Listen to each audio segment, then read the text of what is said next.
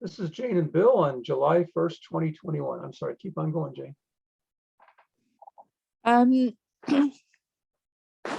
Yeah, one thing that I do with coaching is I get them to do an action list, and I get them to write on the right hand side of a piece of paper any action points as they go along.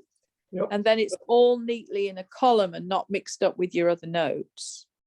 Find that really works well. And then what I do is at the start of every session, I say, okay, well, how have you got on with your action points? Any stumbling blocks?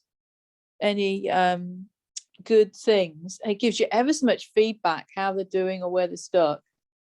And it allows them to do homework in between sessions. Okay, I can't how are you emphasize doing how on your action points? Any stumbling blocks? Yeah, how have you got on? And yeah, well, three things. How have you got on with the things? Any really good victories? Anything you particularly, is a stumbling block, but you still feel it's relevant. Some things you review and you've moved on. And then thirdly, it's gone. Oh yes, anything. Ask them specifically anything they feel led to bring to the session today. Because sometimes you can end up spending a whole session on the action points and the stumbling blocks, and they've got a really important thing that they wanted to get to. Okay. But you haven't facilitated that in allowing them to get to that, and that can lead to frustration. Plus, it can also often sometimes be the more important thing. Okay. Yeah.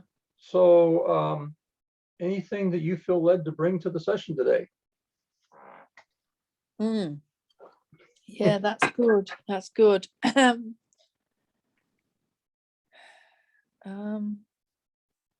Actually, I've made a few notes here.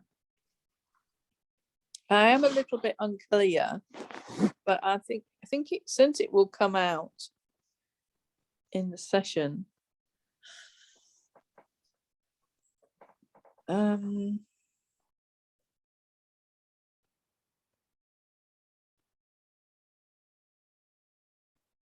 you just sense to invite anyone to come today? Oh yeah, that was the other thing. I really feel like as well, we should make an effort to really do an encounter kind of thing in the coaching sessions. Yes. Yeah, and also really do a governmental act if something just comes up as a big thing. I mean, I did last time on my own. I recall doing that thing. But yeah, just to really bring it, I think that's a habit I've got to get into as well with my coaching. Okay. To make it a lot more Heavenly Realms based. Okay. Well, I think to know who to invite, we need to know what the general category is going to be that we're working on. Oh yeah, good point. Yeah. You had a health issue, you had a family issue, son issue, right?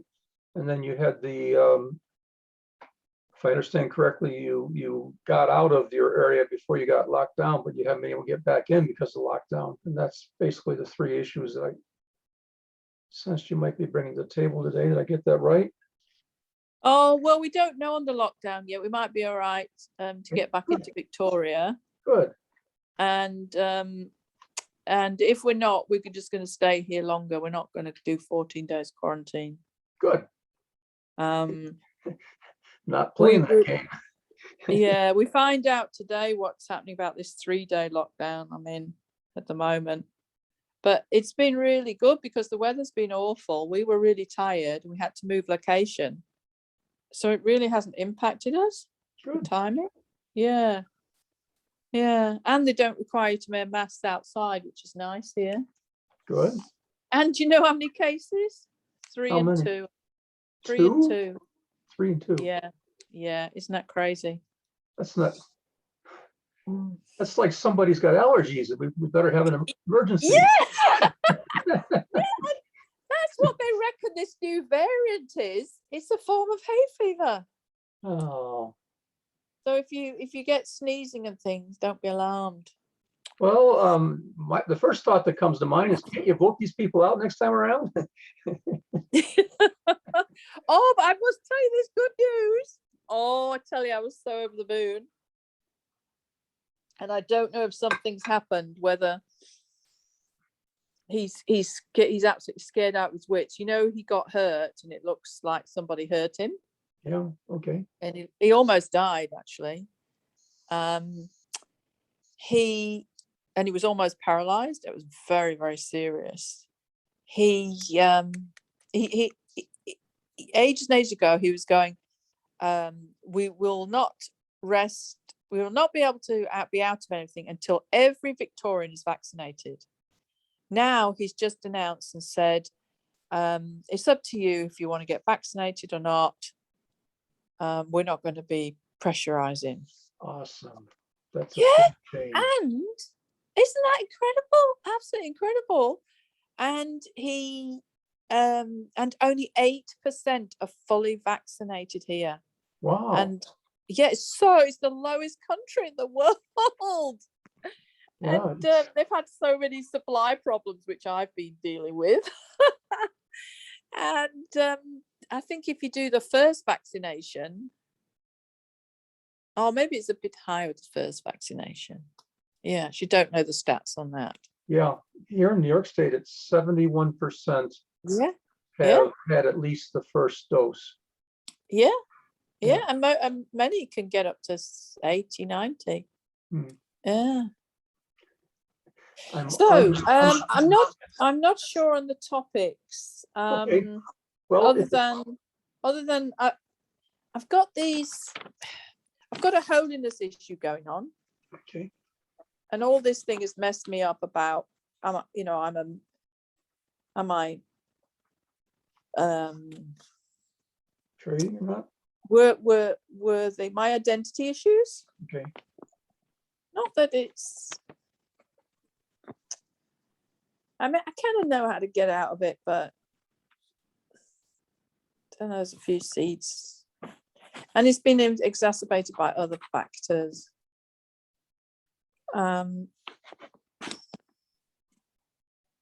Okay, so that's one issue. And anything else?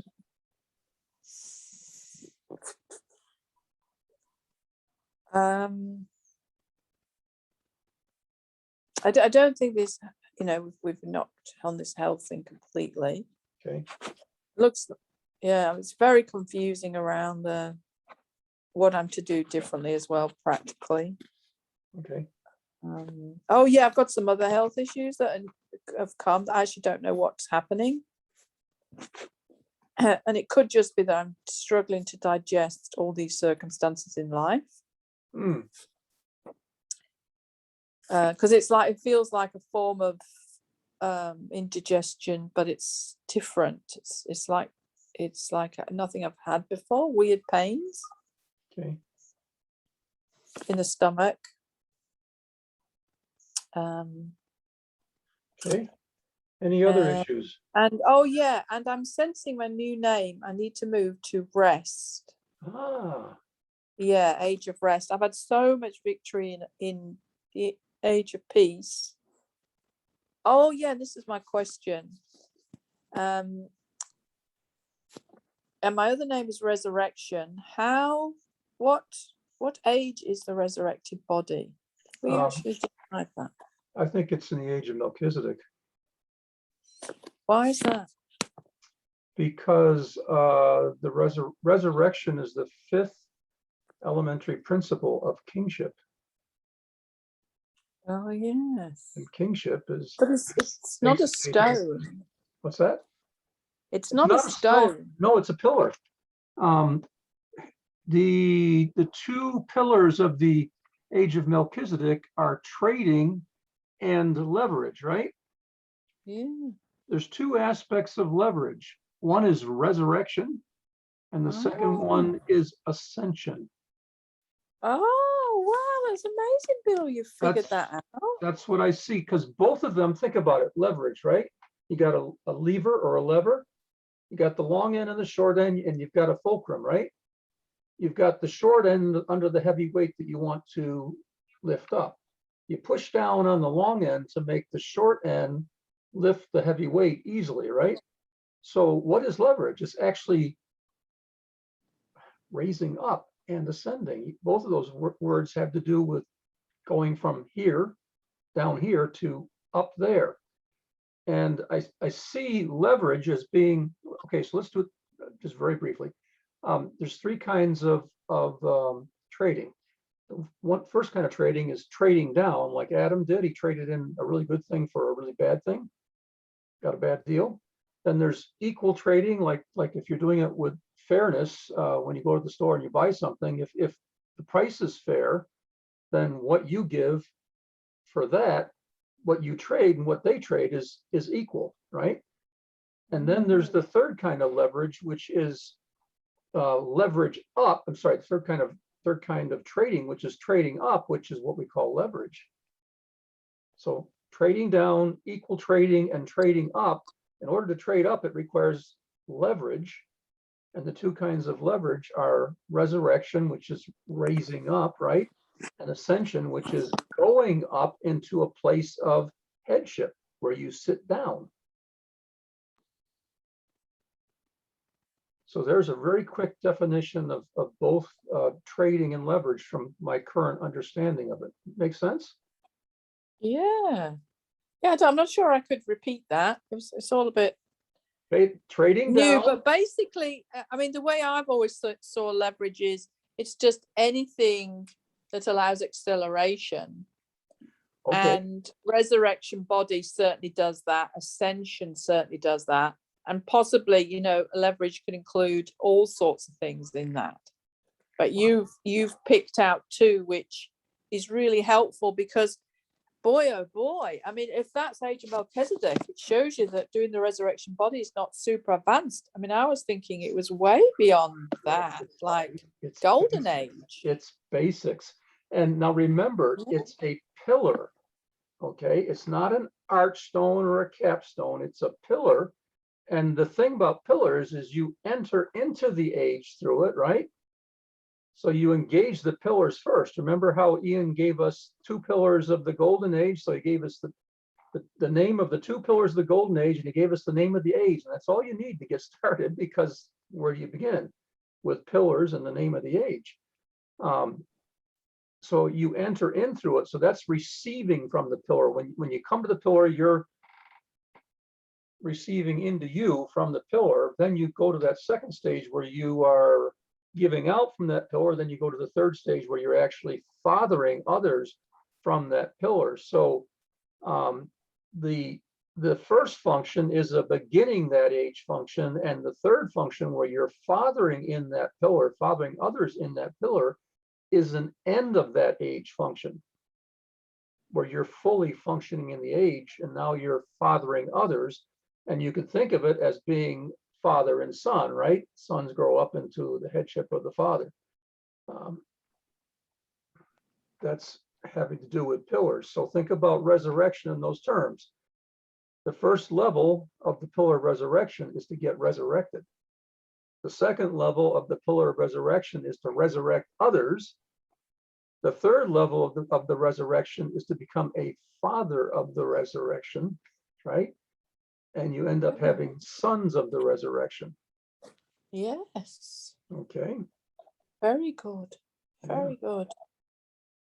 Wow. Wow. I think it's totally crazy how you and I now can do the work same as Ian. I'm blown away, aren't you? I'm just like, yeah.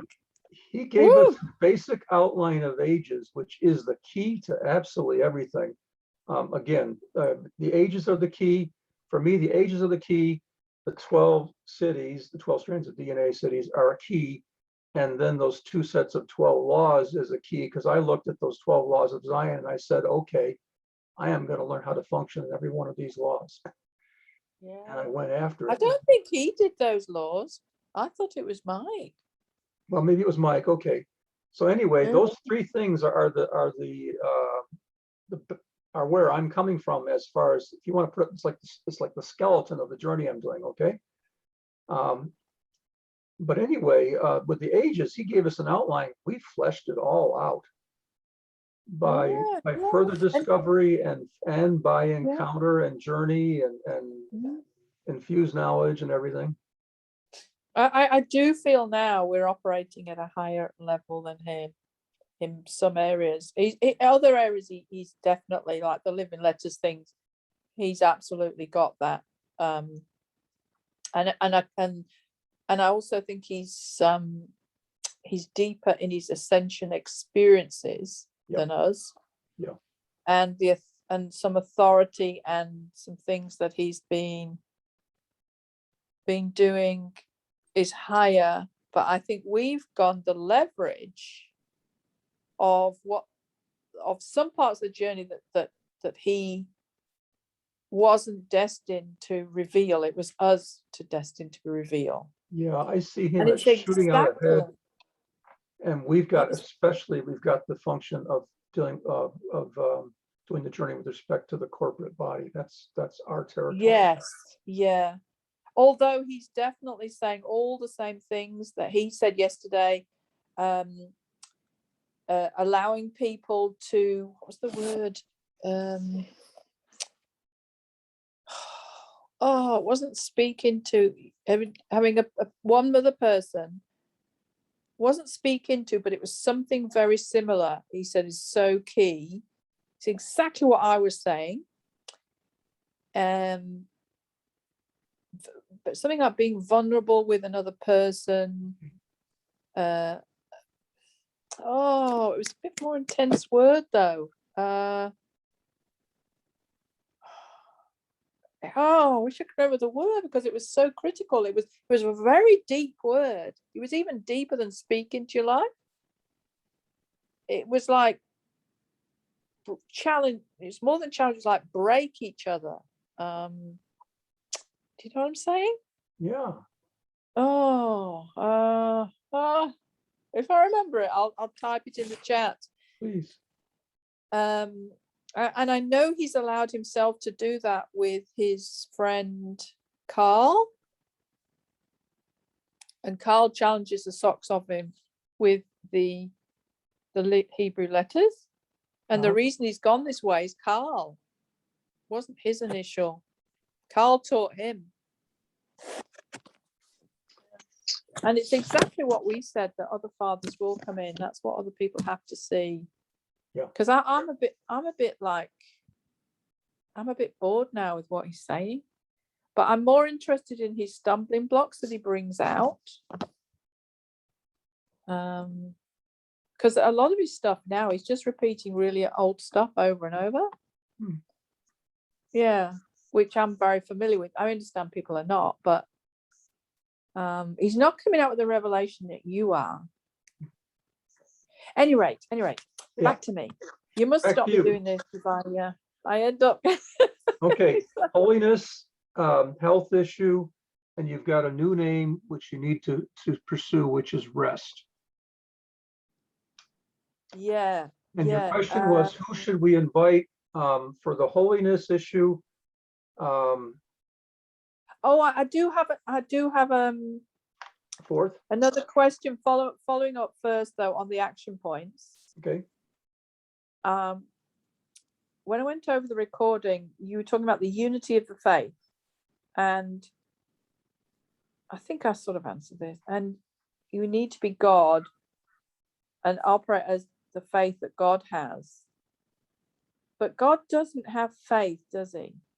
Well, maybe he does, in the sense that he just believes everything that he's set in place.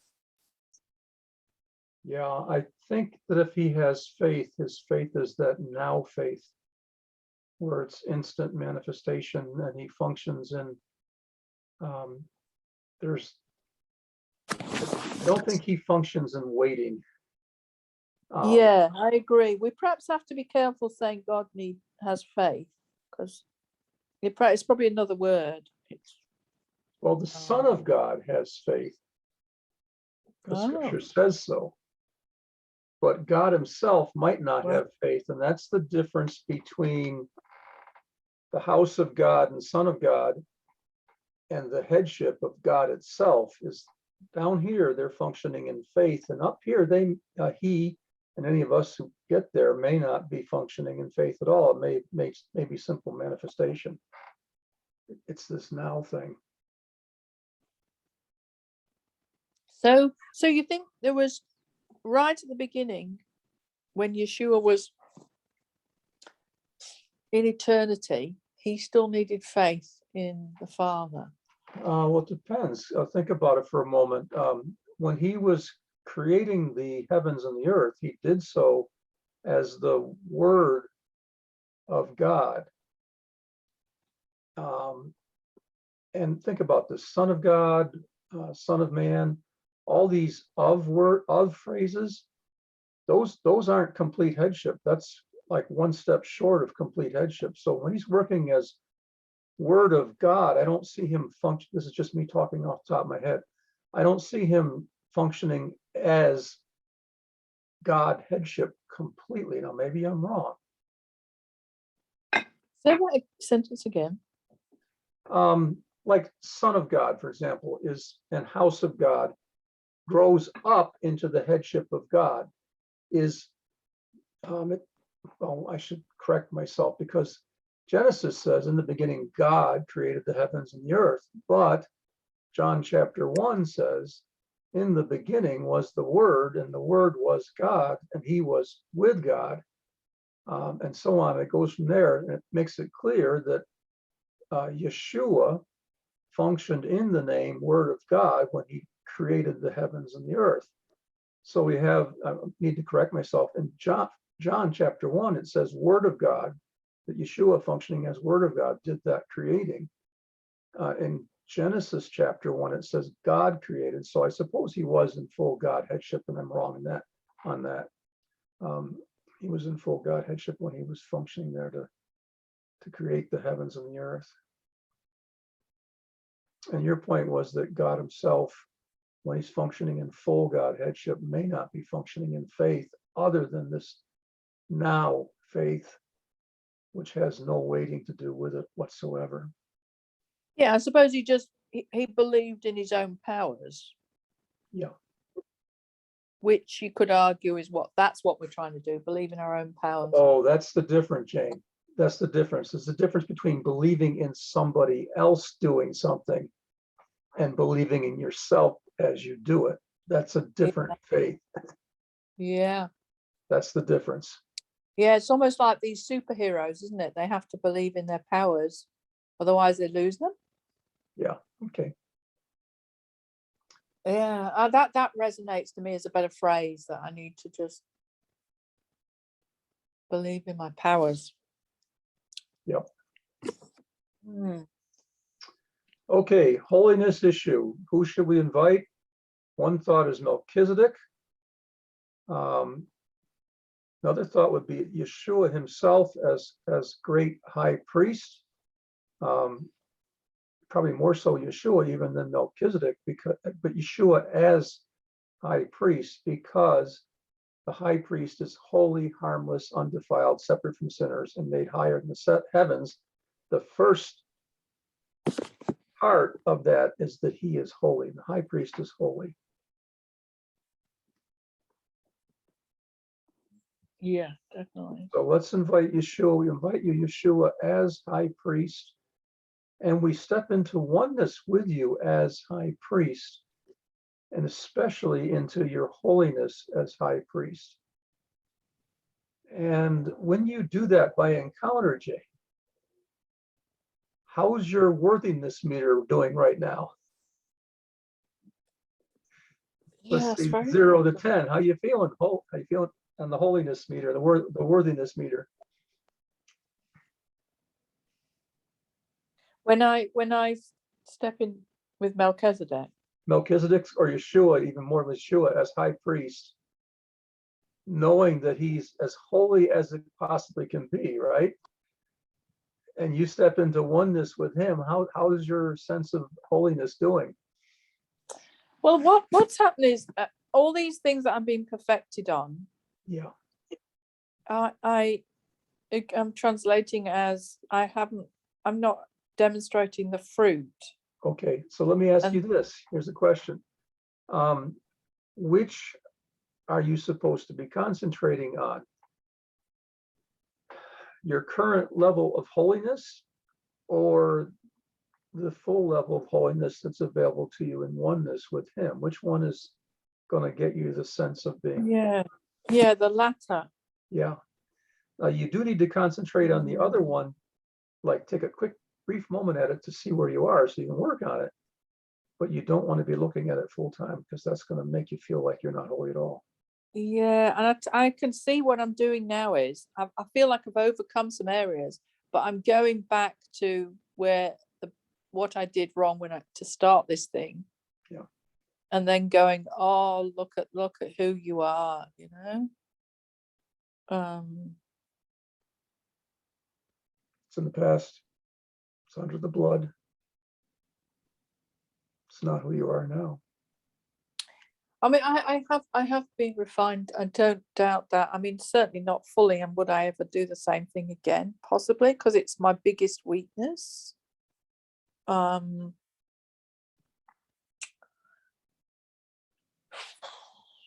other obstacles to holiness?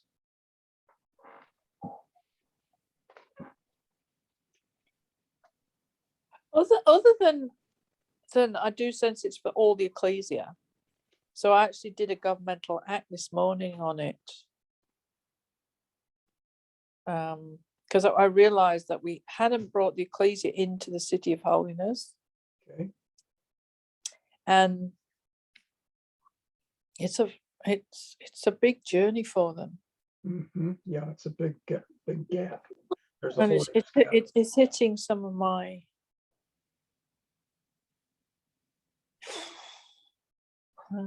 things as well, and the way I've been treated. I've had a lot of soul wounds from the way I've been treated by people in the new wineskin. Okay, and what can you do about those? Because that's definitely, you're seeing that as an obstacle. What do you see to do about those soul wounds? Well, now I see it. I actually see it's their identity issues, not mine. But I'm taking it on as oh well, you know, I've obviously got this problem. That's why they're moving away. Bingo. But it was their poor identity because they traded in the wrong way of dealing with conflict badly for leadership. It was extremely immature. And I have to keep reminding myself that. And in fact, what I've seen is their inability to see it and to even make up for it 8 ages after is causing a huge blockage in what God will reveal to us and how he will move the new wineskin now. Wait a moment, you're saying their issues is blocking us? Yeah, it's blocking everybody because they're trading on such bad flaws that God won't be mocked. He won't keep, you know, blessing and anointing and doing that if you're trading on those values. Okay, the thought occurs to me that I'm thinking, may I pursue this with just thinking it out? Yes. Okay, so let's parallel this to the situation of the promised land. I was thinking about this today. Caleb and Joshua said yes to God proposes marriage to the entire nation of Israel, which is what happens. It's a proposal to the entire nation, right? 2 guys say yes, everybody else says no. The 2 guys that said yes have to wait the 40 years while the other people all die, but they're not permanently hindered, they're delayed while judgment is executed on those who said no.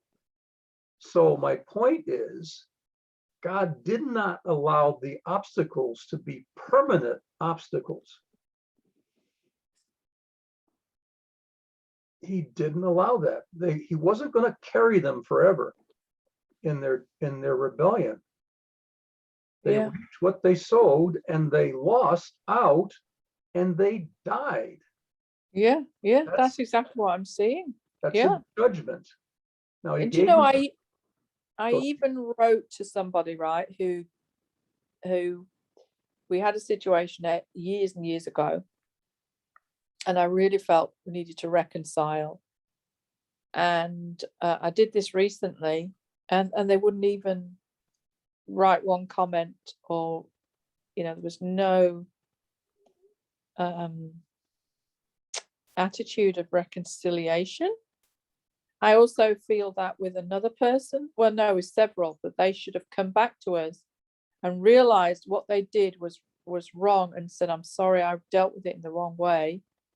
And they haven't. Actually, it's probably about 4 people.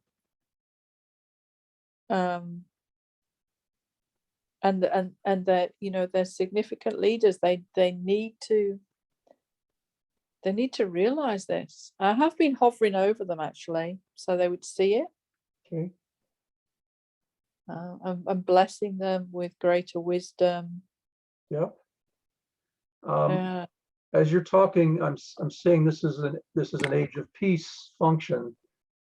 Grace first, then mercy, then judgment, then justice. And then the rest of us who are left after all that's done move into riches and abundance. God's not going to allow the ones that are hindering to be, in other words, let's put it in this terms. If they're a stumbling block, what he does is he removes stumbling blocks if they're unrepentant. That's what he does. yeah. He won't allow them to be a permanent hindrance to the whole universal ecclesia on its upward journey. He's not going to allow that to happen. He didn't allow the whole nation, all those, every one of the ones that said no. There was a judgment that was placed immediately. They're put on the back burner, just waiting to die, and they've got 40 years. No, I'm sorry, Caleb and Joshua have to wait 40 years, but people start dying and continue dying until 40 years up. And after the 40 years, everybody, the last one has died and no one's left. And now the way is clear. There's nothing, there's no obstacles left. There's no hindrance. They go into the promised land, and they're having victory after victory, because and the requirement to have the victory was that everybody had to remain in obedience. Nobody could be in rebellion. They had one battle when one guy was rebellion. They were told not to take any spoils from this particular city, and he took spoils and went and buried it under his tent floor. And as a result, the army, the part of the army that went out to fight that day, lost, and people got killed for the first time. They'd never had a casualty of any kind up until this point. And at that point, the leadership says, okay, now somebody did something wrong, or we wouldn't be failing to possess here. We wouldn't be failing to win here. This is showing us that somebody did something wrong, and they did a drawing straws thing by tribes and then families within the tribes, and it came down to this guy who buried the stuff under his tent, and they said, okay, give glory to God, which was an admonition to confess. And the guy says, I did this and this, it's under my tent floor. And at that point, judgment was pronounced on him personally and his household. And if I remember correctly, I don't remember exactly how the judgment, but anyway, the judgment was placed upon him and his household, his wife and his family too. And once that had been done, then every time Israel went out after that, they never had another casualty. Nobody ever got a wound. Nobody ever got captured. Nobody ever got killed. As long as the nation as a whole and everybody in the nation was functioning at that level, then the nation as a whole always prevailed in battle as they're going to possess the promised land. They're dispossessing the current inhabitants, and they're possessing it for themselves. And that's how they did it. And it required the whole nation to be in this, not even one stumbling block allowed, because even one stumbling block would cause the nation as a whole to have a defeat. Wow. So God. Well, I can't see how we can have that now. But what I've been doing is, I've been on the mercy seat for the house of God. And yeah, just pleading the mercy of God, really. But at some point, remember the five archstones of the age of peace: grace, mercy, justice, which means there's judgment in between grace and justice, right? So judgment's in there between the two. Mm. So at some point, the mercy will be lifted and you'll need to function in judgment.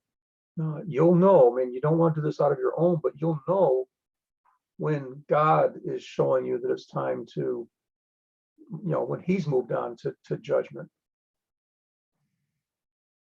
And that then clears all the obstacles out.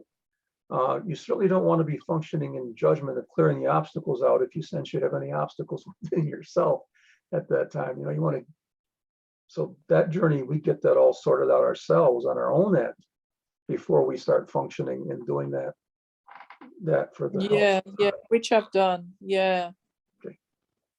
Yeah. I've just heard that God will bless us,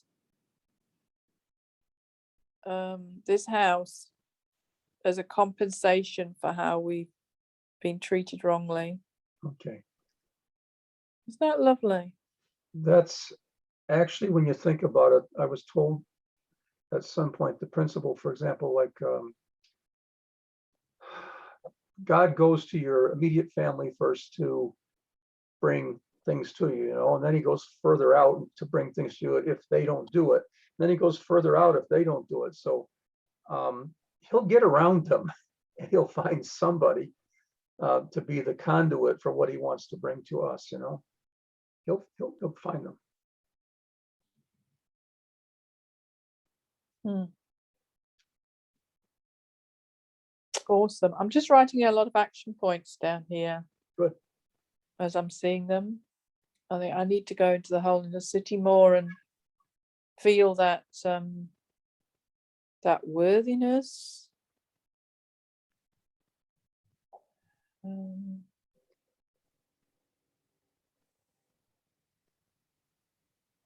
I think it's all linked with the health thing as well. I take this on too much.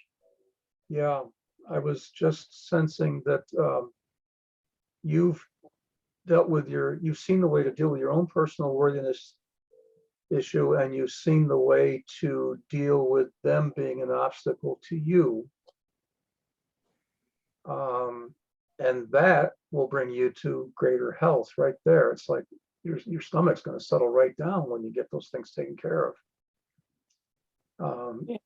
Your stomach can be like the symptoms in your body can be like, whoa, take a look. There's something not quite right somewhere. Go look and find out what it is. And as soon as you do, this will all be taken care of. It's like a warning light on the dashboard of your car. The red light flashes and says low tire pressure, or you haven't got enough oil in your engine, or whatever the problem is. See, I think it's all linked with why I need to possess the age of rest now. That it's not that the enemies are all gone, but that I'm in rest with them. Okay. Being there. Okay. Now remember, the first thing of an age that you come to fully engage is the pillars, right? And the two pillars of the age of rest are authorized and mandated. Authorized is when you are given the authority to function in a particular way. And mandated, I see as being like a commissioning. So like when you got that commissioning the other day, that was a mandate. Or when Yeshua sent out the 12, that is a mandate. The difference between authorized and mandated.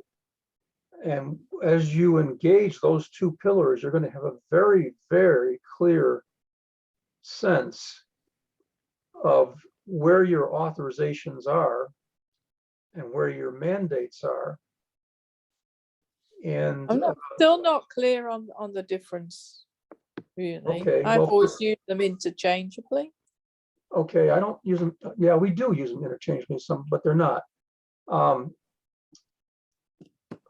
Let's do authorized with respect to healing. There's many different levels of healing. But let's just talk about basic healing as a priest, like Yeshua did on the earth. I mean, is it saying authorized means we're authorized for everything, whereas mandates only what we're commissioned? No, I see authorized as being specifically relating to a particular archstone. Oh, well, I don't get that, because we're in and out of all ages, and that's okay. Okay, let me explain what I mean. I have noticed, and I wrote this to you today, and I'm trying to remember what the topic was, that there can be different levels. What was it that I was talking to you about? If I use a specific example, it will make sense. I'll have to do it generally. Something can be done at a lower age in a particular way, a higher age in another way, and still higher age in another way. And so, for example, I don't personally sense that I have an authorization to function as a priest to heal all the sick of all sickness and all diseases. I do feel comfortable doing that within my house, but I don't see that I've been given an authorization to do that in a general way. I think I've been specifically prevented from doing that so that I wouldn't develop a ministry and camp in it. My observation is that you and I have been kept from being authorized at a lot of lower level stuff. And I think we've been reserved for being authorized at the highest level stuff when we get there. Yes. But this leaves us in the meantime feeling like, I'm not too sure I got faith for doing much of anything because I haven't been doing anything as far as manifestations. You start feeling that way. But if you turn this thing and flip it around and say, oh, well, I know that I've been kept from being authorized at the lower ones because I'm being reserved to be authorized at the higher ones. At that point, your faith explodes for the higher ones, as opposed to being hindered by looking at all the lower ones that you don't function in. You see what I'm saying? It's once again the basic principle of don't look at the half full glass. Just never look. I still thought that was all just what we meant by a mandate. So. Yeah, but I think a mandate actually, as far as a pillar, is a bigger picture thing than what we've been talking about as being mandates. I think a mandate is when you get the direction to go. It's like Jean-Luc Picard on the seat, captain seat of the Enterprise, and he says, engage. And they take off. I agree. I agree. I mean, I still see it as you start off in the pillar of authorization in the sense that everything is for us in theory, everything. But so first of all, we have to grow into that. You know, a lot of people are not buying into that. It's a huge stumbling block. You know, they won't accept their apostles, prophets, oracles. Huge. Yeah. So they have to grow into the fact that they are authorized to do anything that God does. But as you grow, then you go into the next pillar of what specific is my mandate, because you get overwhelmed. And then this is where you get this beautiful parallel then of, I can do everything, but I'm actually focusing on this. Yeah, well, I mean, that to me, that would be how I would explain it. Okay, well, I'm looking at the example of Yeshua training the 12. where he authorized them to go out 2 by 2 to heal the sick and preach the kingdom.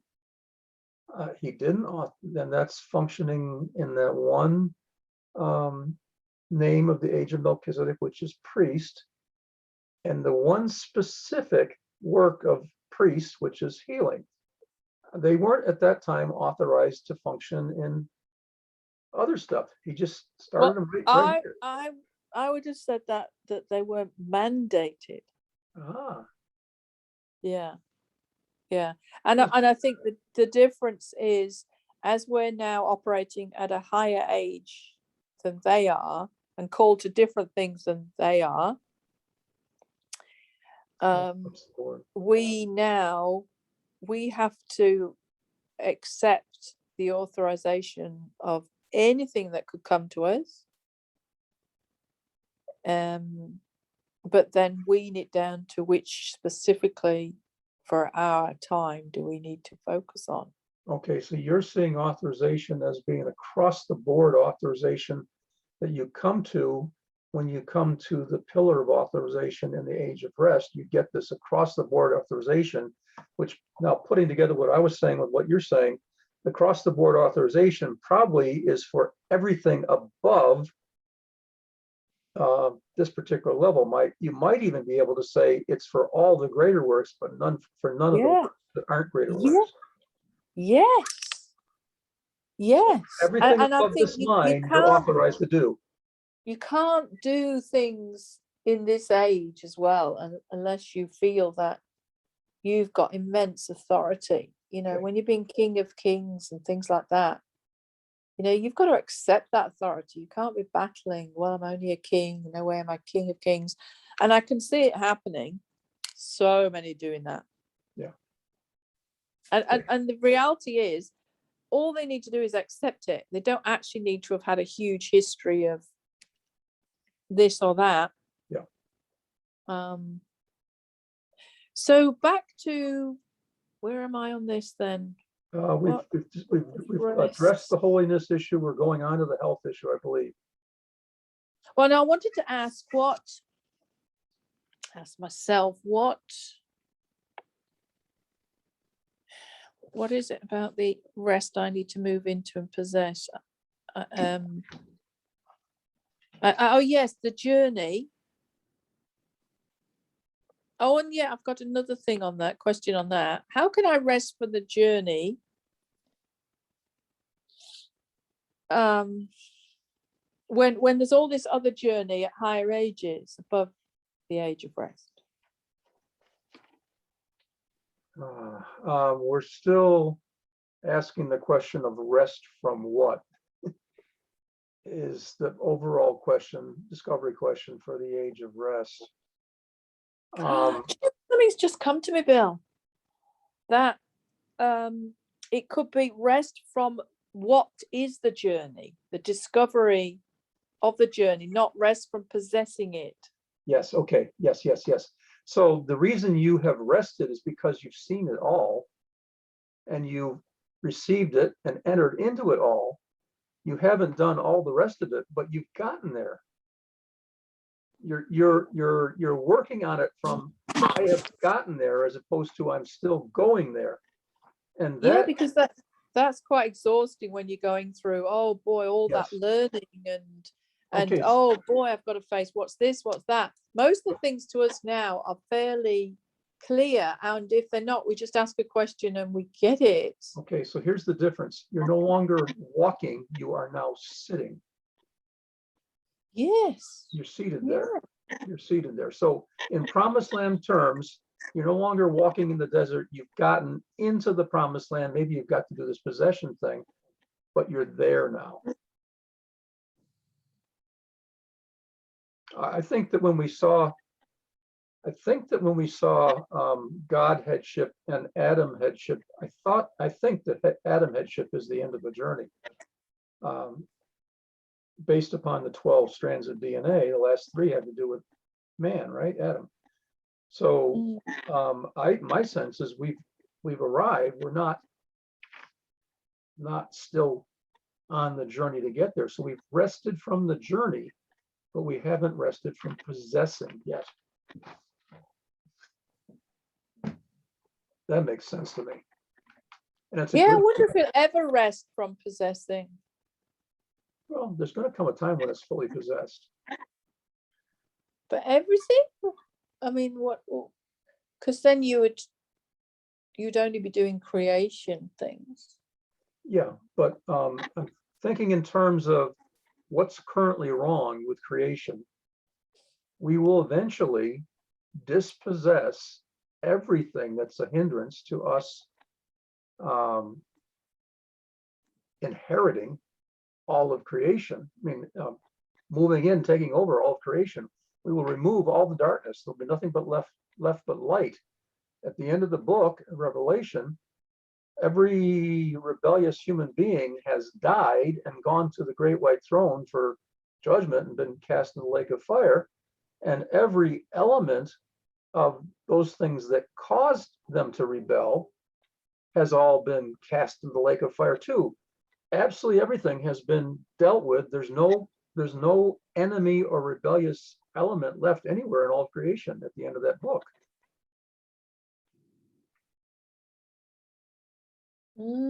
Yeah. And at Yeah. that point, we have possessed the earth as our possession, and we have dispossessed darkness entirely from having any toehold anywhere on the whole earth. It's all ours. That's going to be a wonderful thing. The 1,000 years is like a preview of that. It's like a coming attraction of when we get this all sorted out at the end, it's going to be like this and even better. But at the end, absolutely every enemy and every bit of darkness is all removed from all of creation.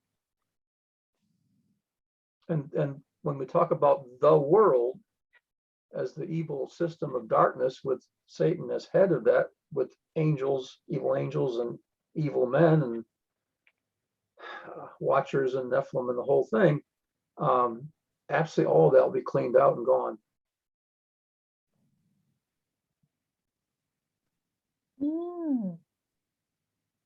Yeah, no, I do get the principle of all that. So what am I? So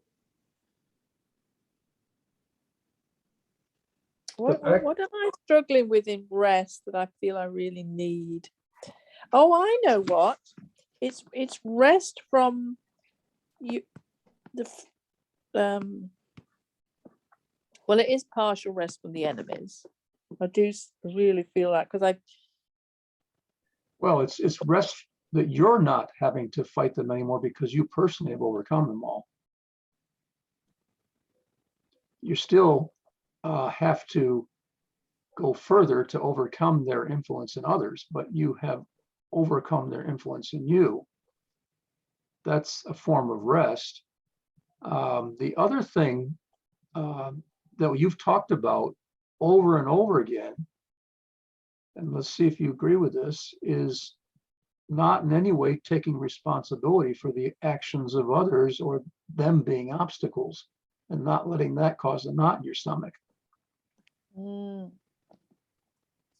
Yeah, I take on way too much. And, you know, like I asked my husband, I said, I'm so stressful, all this traveling and everything, escaping all their rules. And he goes, oh, I'm not stressed at all. And I'm like, I can't believe it. It's like, you know, what's going on here? I mean, I know that he doesn't acknowledge a lot of the issues, so he can rest in that. Yeah, which I can't. I understand. That's a negative rest. And it's like I have to. I stay away for quite a bit, and then there has to be one. I have to keep checking in because I have to do the big governmental acts. And that can always knock me about. I've got to get to that point where it doesn't knock me about, and I think that's the health makes me vulnerable, and I wouldn't be knocked around so much if I didn't feel this health issue. And also, I've just discerned I need rest from hurt from friends. Bad company corrupts good morals is the lowest way of saying that, but the those higher forms where just being around people that they're negative in some way can cause you to be influenced in that direction instead of the direction you need people around you that draw you up instead of pulling you down. And you do have to consciously make the choices, the trades of relationships and trade out of relationships that pull you down. You just have to do that. It's a matter of Yeah, self-preservation. and I don't think it's even pulling me down that's the issue, because I kind of, I rise to the challenge on that. It's the people willing to dump you and not persevere in that Yeah. iron sharpen iron thing. The- That's my biggest okay. thing, and I'm almost like, I don't know. It seems like I've actually got I've got much heart now for even helping leaders, because I'm like, why do I want to do this if they're just, one, not hungry for the help, and two, they're just going to go off and do their own thing and not work in the bigger picture of all working together. Let me ask you this question. Is there a need to set a very high bar as about who you're actually going to invest in? Yeah, I mean, I think I've already done that now. I mean, there are a few people I could have actually really just done stuff with, but I felt that quality wasn't there. And so, well, it's not necessarily that quality's there, they just haven't seen it. And maybe I need to be more sympathetic, but if they won't even open up to the way of doing the journey to see it,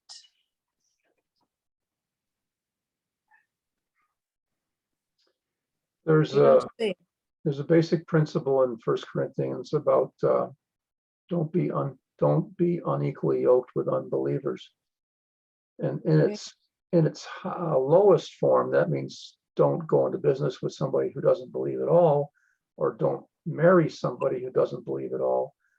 But the principle also applies with respect to ages. I don't think you can function with somebody that's too many ages down below where you are. You just can't. You It's not going to can't. work. Yeah. Not going to work. To some degree, they are an unbeliever. They just don't believe to the level that you do. And I realize now why I can't do this, because my mandate is so much about getting the body to function as one body. It's not about them teaching them about this or that. If they're going to reject that final piece, then that goes against the core of what I'm called to. okay, now a question for you. Lose the plot anyway. How can you function with believers? I mean, where can you go to find believers that are able to function with you at your level that will not have a problem doing that?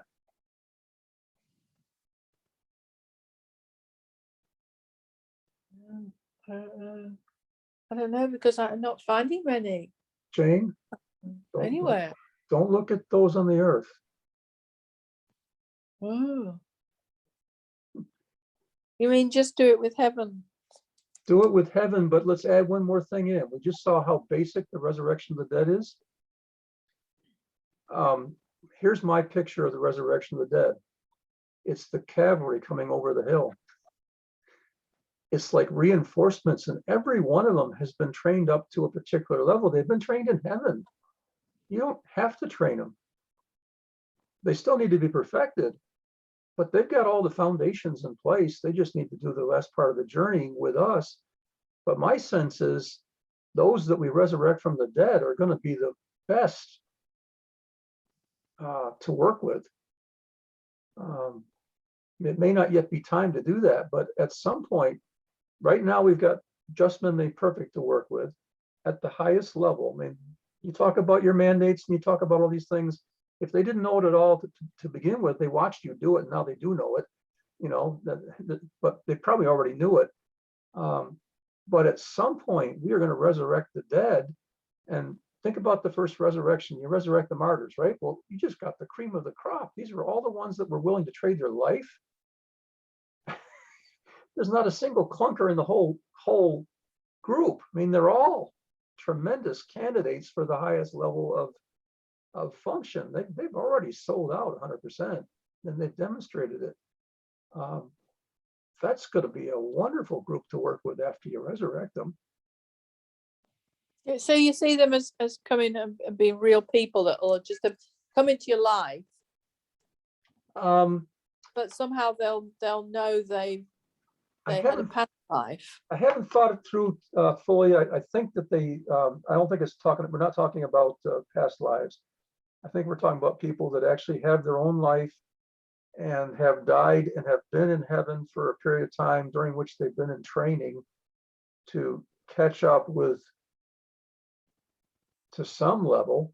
The scripture says they cannot be perfected without us, but they can be new at the point of resurrection. They can have done a whole lot and be right ready. Just it's like going to be like the horse race, you know, they're off, right? They just there they go. They're going to have seen the full picture. They've already got the full picture. I can't see why it isn't people with past lives. Like I've been craving this for years, you know. And I mean, I did this years and years ago, and I've been looking out for people. And there's, I had a very special relationship with my grandma. She virtually raised me because my mum worked full time, and I've so been craving her in the last few months. I I really want you to come back. I mean, do you think that's possible? Well, not in the sense of being born as a baby. That's reincarnation. I don't believe in that at all. Yeah, no. But as a person I would know and recognize. Why not? Yeah. Well, that's what I've been craving. And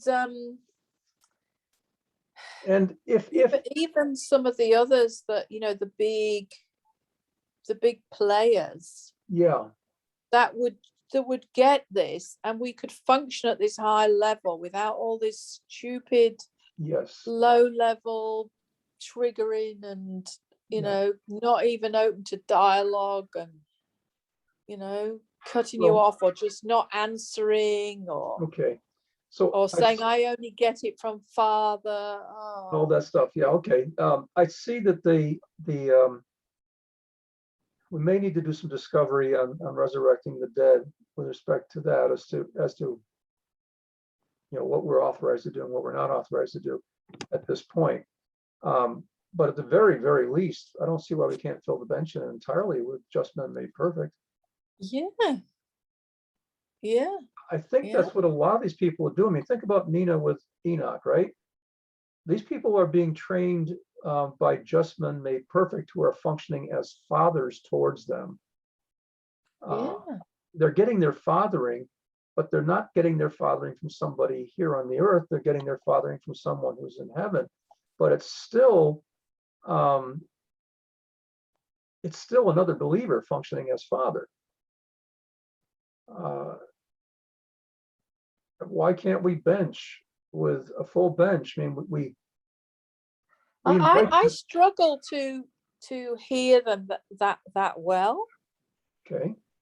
And it's and I have craved it, and I thought maybe I just need to go and look at the scriptures, you know, like even with Elijah, and for some reason I can't seem to make myself look at the scriptures. Isn't it weird? It's so weird. It's like I've got to walk with them in relationship. It's part of who you are, and that's not a problem. Don't worry about it. I do sense I would get a lot out of it because I have done a bit of it and I have got a lot out of it. I mean, I've been casting fire down like Elijah, you know, I've been doing that for quite a few months. I don't even know who though. So again, I don't even know who. And I mean, well, I dot in and out of people and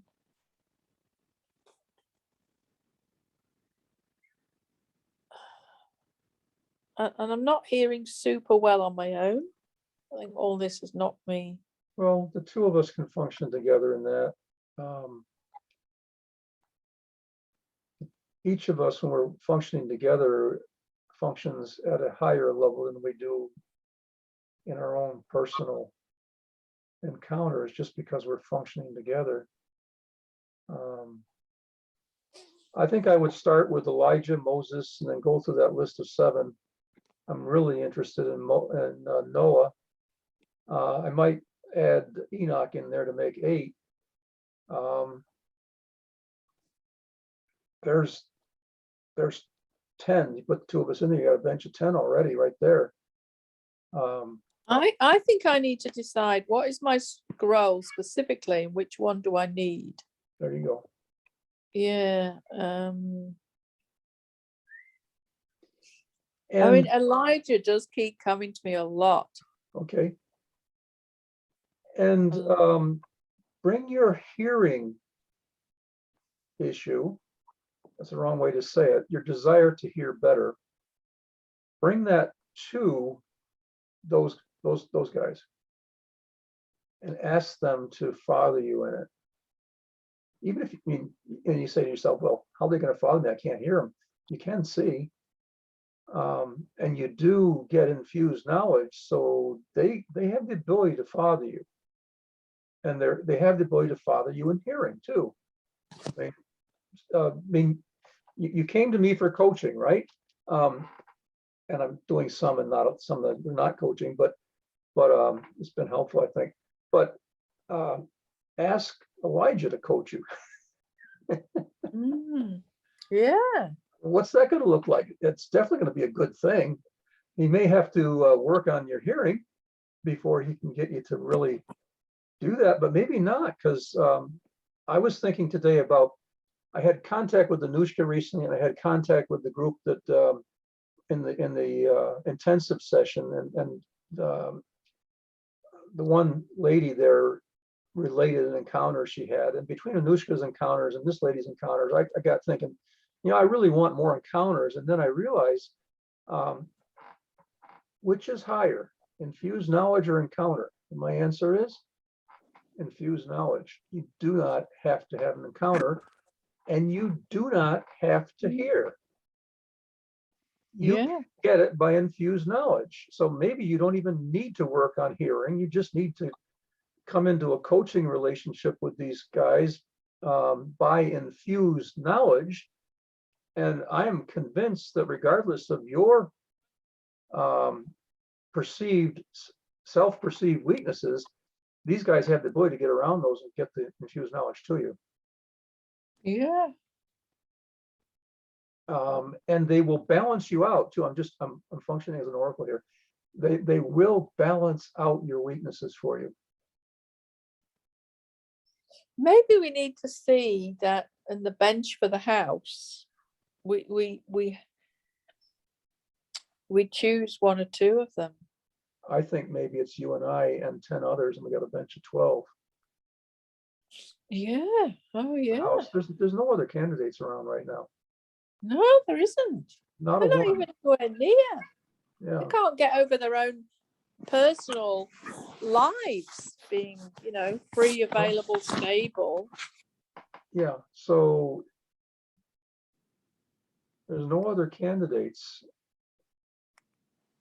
By default, we go to them because there's nobody else, but actually they're the best candidates around. Yeah, whether they've been resurrected or not, they're the best candidates. So do you agree to that we, at this point, start seeking do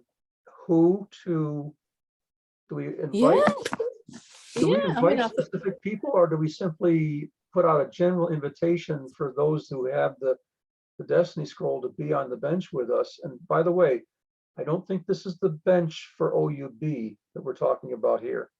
It will function to that at some point, but I think we need to look beyond that to the bench at God headship level and at Adam headship level. My sense is, and I've shared this, I may not have shared this, I'll share the testimony. I sense that my name is on one of the foundations of the house of God. There's 12. Has to be, just like there's 12 foundations for New Jerusalem. And remember, in New Jerusalem, 12 specific men had their name on those 12 foundations, one per foundation. And I saw that my name is one of the names on the 12 foundations of the house of God. Well, who's going to get there? Well, the ones that get there, it's not just the ones that get there first, but that's part of it as forerunners. Who arrives first? I think it's by destiny, but maybe it's by desire. I mean, Yeshua picked 12, and those 12 got picked because they had fulfilled whatever the requirements were to be chosen.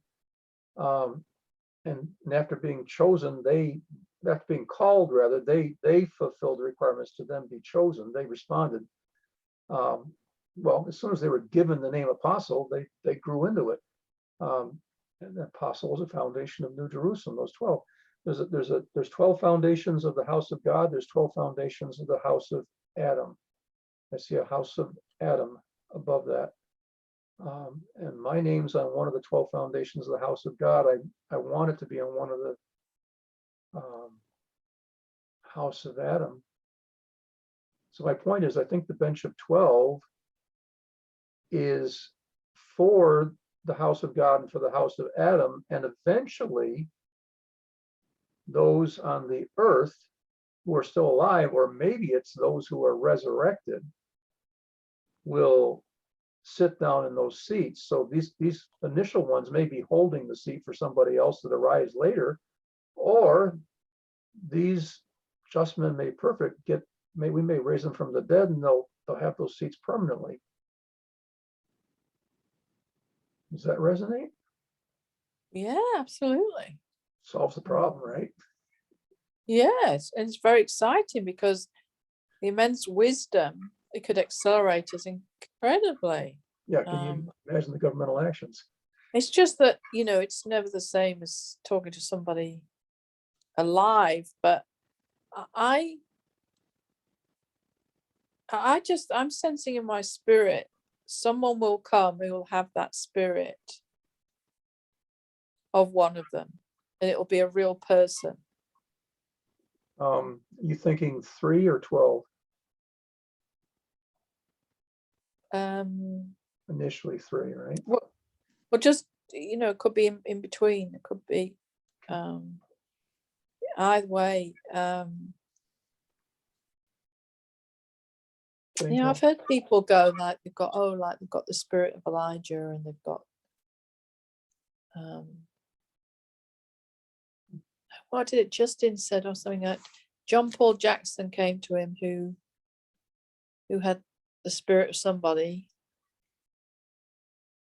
working through him, and so I think since we could get a real person as well. Okay. But they're just going to be so ahead. It's going to be like working with someone like Ian, who's so ahead.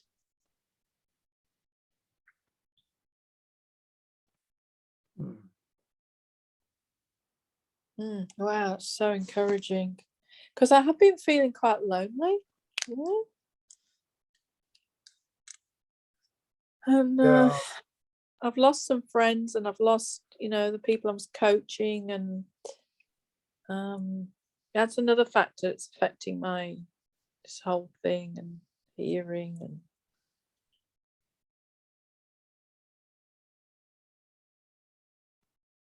I understand.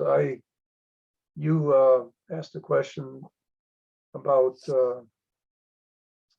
Elliot and Jill and such, and the bottom line answer probably is these are just my human connections, that we have enough in common that I can have just a human connection. I need some of that emotionally and spiritually and everything else, regardless of how imperfect they are as far as not necessarily being at the level of, or even have a desire to function at this level in the house, or even not being connected to the house at all in some cases, but I just need a human connection every once in a while that I can talk with about But things that's a that lot. interest me, you know? Yeah, well, that's a lot. But in some ways, you could see it as like, I go out a lot socializing. It's your way of socializing at the weekend is meeting these people. Yeah, I don't go socializing at all. Um, did Eric contact you and ask to get together, or you? Eric Ricall, Yeah. I've been with him ever since I first, he was the first one that I started fathering way back when, at your suggestion, remember? Oh, see, I didn't realize you'd been ongoing meeting him Yeah. because I got the impression he left because he was finished works of Christ understanding. I'm Do you sure he's, clearly know if he is? yeah, well, he's not at the level that we are by any means, but he But is is, he finished works of Christ? I don't know. Because I'm really keen to find that out because I was so sad that we lost him for that reason. And he's going around and he's following all these other people. I see him on Facebook and he's liking this and he's liking that, but he never likes anything of ours. And that Yeah, he left. really bugs me. Why? I think He it was, doesn't. I think it was the hell issue that triggered him. Oh, what, he believes in hell? Yep, I think so. Really? Mm.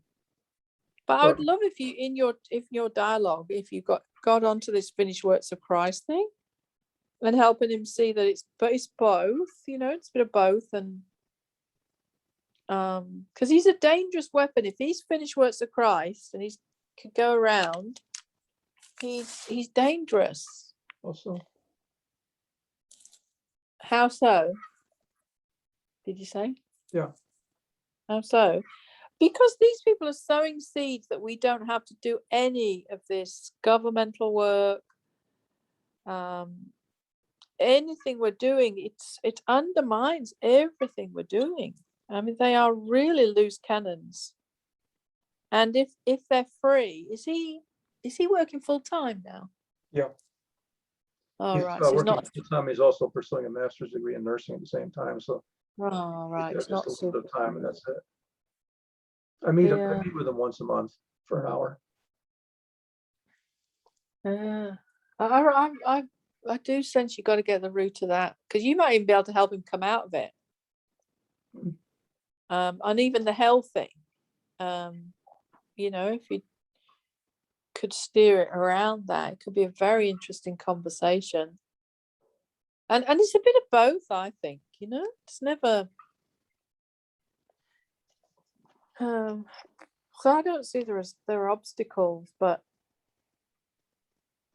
I want to know why he left us as well. I think it was the health thing. And why, yeah, but loads of other people are saying that. Oh. I think he's still got a foot in the old Well, wineskin church. why does he want to meet you and not follow your stuff and give you any feedback? And I don't have any connection with him other than that once a month. I mean, we don't dialogue during the month. He's not. I don't think he's reading my stuff. There's all, I'm just. exactly. Why does he want to be a friend with you and not interested in what you're doing? Well, because he don't gets get it from that. one-on-one when he sees me. Oh, but you see, I've noticed a few doing that. That's why they want coaching, because they don't want to go through and do all the other stuff. And it's an accelerated way. And I think it's wrong. I don't think you should rely on that. You can never pick it up to the same level. And certainly if you're not applying it to your own walk. Yeah, Oh. he's. I just see him as making very minor progress. Though he's working at it, but he hasn't got a whole lot of time. He's working full time, and he's also going to school full time. So, but eventually he'll get out of the school thing, and maybe things will pick back up at that point. Yeah. I'm Shame, just, because I always thought he had a lot of potential, oh that yeah, he shouldn't have gone back into nursing. He was really a good candidate. yeah, but he needed to make a living, Jane, and we were not providing him a route towards living. I mean, at one point I was hoping that he would be able to step in and find his living here, but I'm not even finding my living here. So how's he going to find his? So um, he had to pursue something Yeah, yeah, I understand that. Yeah, it wasn't there. So and I'm getting some revelation on that we have to possess this abundance individually.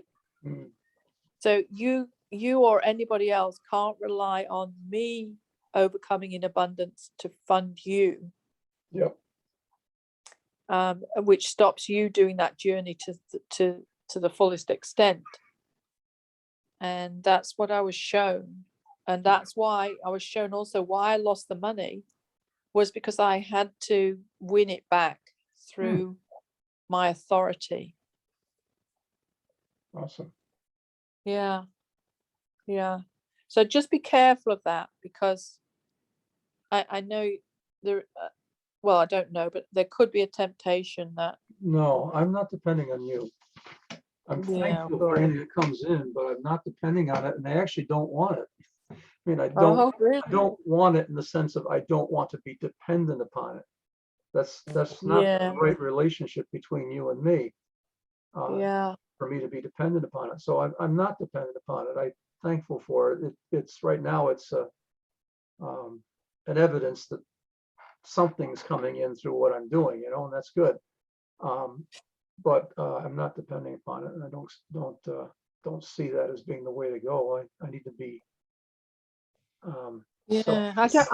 I other than Jubilee and all this cabal money, but maybe that's it for everybody.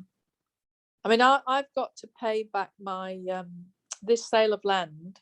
I've got to pay back my mortgage, Sure. so it's not like I have all this money Yeah, free. yeah, you're getting out from Uh, under it, but you don't have it all. yeah, yeah, but it frees me from Babylon, Yes, which it is, does.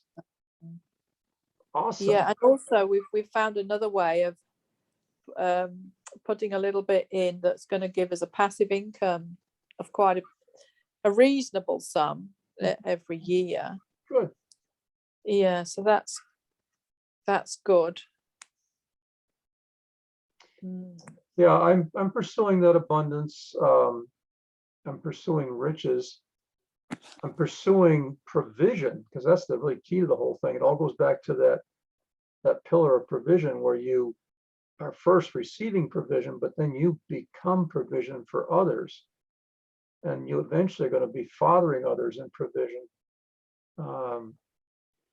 But I don't see it coming through the ecclesia unless some major donor comes along somewhere and just downloads. I can see like multiplication of gold or something like that being a route to go.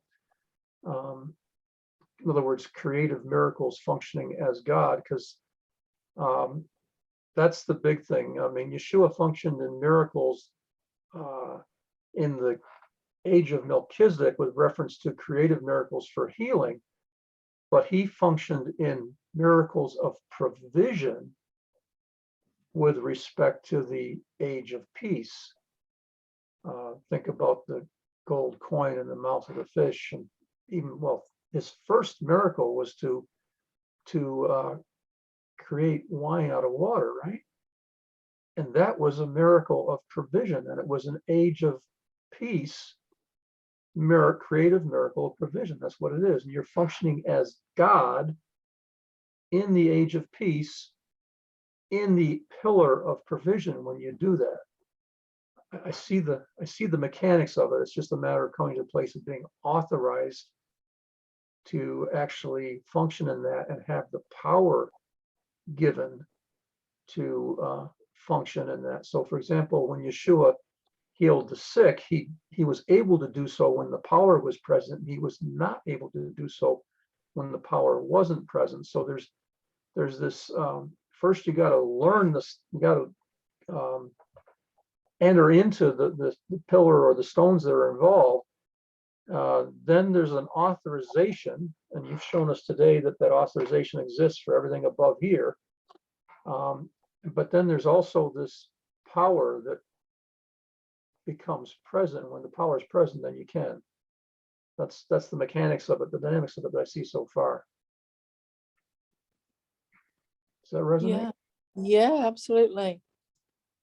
Yeah, and then the other thing is, if you want to multiply gold, you actually have to own some of the stuff that you are in by intention planning to multiply. So I went out and bought the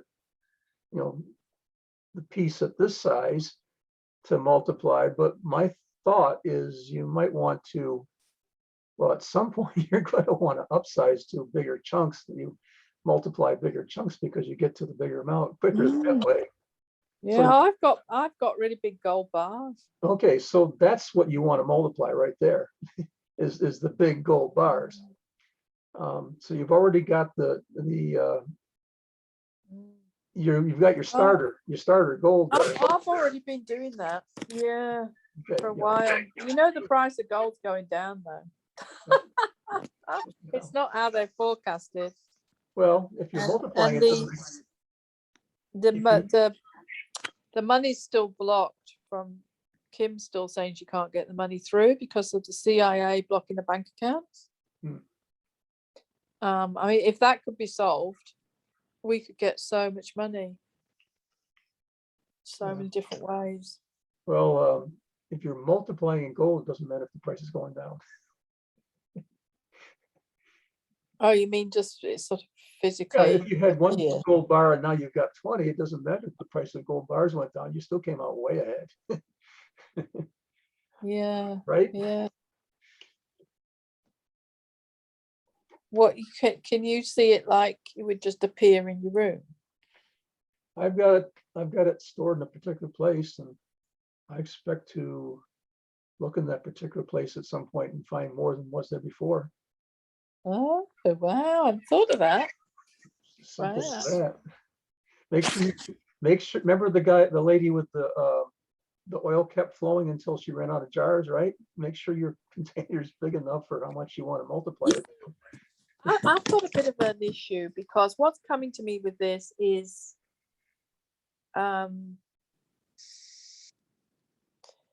that's a kingdom age miracle thing. No, it's And not. we're meant to govern the biggest release of the finances via Jubilee. No, it's not. Yeshua did not function in any kingdom age miracles. The lowest age that he functioned in was the age of Melchizedek.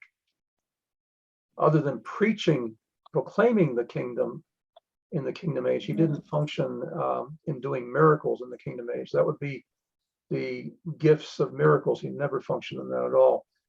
Oh. When he did creative miracles for the body, he was functioning as a priest in the age of Melchizedek. When he did creative miracles of wine and such, the bread and the fish, right? When he did those creative miracles, he was functioning in the pillar of provision in the age of peace. It's not a lower level miracle at all. Oh, wow. It's a miracle, but the age that's involved is a higher age. And that's what I was Just talking about with, because you knew he was a priest. How do you know he was a priest? because priests save. Priests function in the law of salvation and healing. The word save applies to coming to faith. It also comes to saved. Saved in the New Testament is that word saved is used with respect to healing. It's a priestly function. And you know, if we're why can we say that a bench is age of Melchizedek? It starts at the age of Melchizedek. Why? Because I think you have to function as a king. Well, I suppose you could function as apostles. I mean, the lowest level, what's the lowest name that anybody function in the number 12? It's apostle, right? But the Yeah. first name that was, they functioned in 12 was 12 sons, which is the capstone of the age of Melchizedek. Jacob's 12 sons. So the first mention of functioning as a bench of 12 is at the age of Melchizedek level as a son, 12 sons, which means they were all kings and priests and so on, right? Oh, yeah, I get that now. Okay. Yeah. You go up from there, but that's Hmm. the bottom. That's the bottom where you start. That point was shown people do not get big time. Yeah. And that's why they're not rushing to join benches. A lot of folks. And aren't. we've got to get that out. We've got to get that link. And they're seeing encounter groups, but not benches. Well, they're not. Encounter Yeah, I groups, didn't even get it. I didn't even know how to explain it. So encounter groups see and such, but they don't actually govern. When it starts governing, then it moves up to, so you're getting revelation as an encounter group, but when it moves up to governing, now you're functioning as a bench. yeah, yeah. I also got revelation that I could get rest from my enemies if because I think we are in the start of 1,000 years. Yes, we are on the Forerunner timeline, but on the Earth timeline, not yet, because before the 1,000 years begin, the beast and the false prophet are cast alive into the lake of fire, and the devil is cast into the bottomless pit, so that he can no longer deceive the nations. There's a whole lot of deception of nations going on still, so he's still around on the Earth timeline. But in our Forerunner timeline, we've overcome the beast, we've overcome the false prophet. We're not listening to the false prophet, and we're not letting the beast govern over us. And we've dealt with Satan too. He's not whispering in our ear that we're listening to. He's not. But how that casting in the lake of fire, do you think that means literally doesn't exist physically? No, I think it means forever and ever and ever for those who, I think that the lake of fire is purifying for some men, and the lake of fire will not purify others, those who, well, the beast and the false prophet are men who are filled with evil spirits, and they're cast alive into the lake of fire. And I don't see that as being purification for them. I think that's permanent.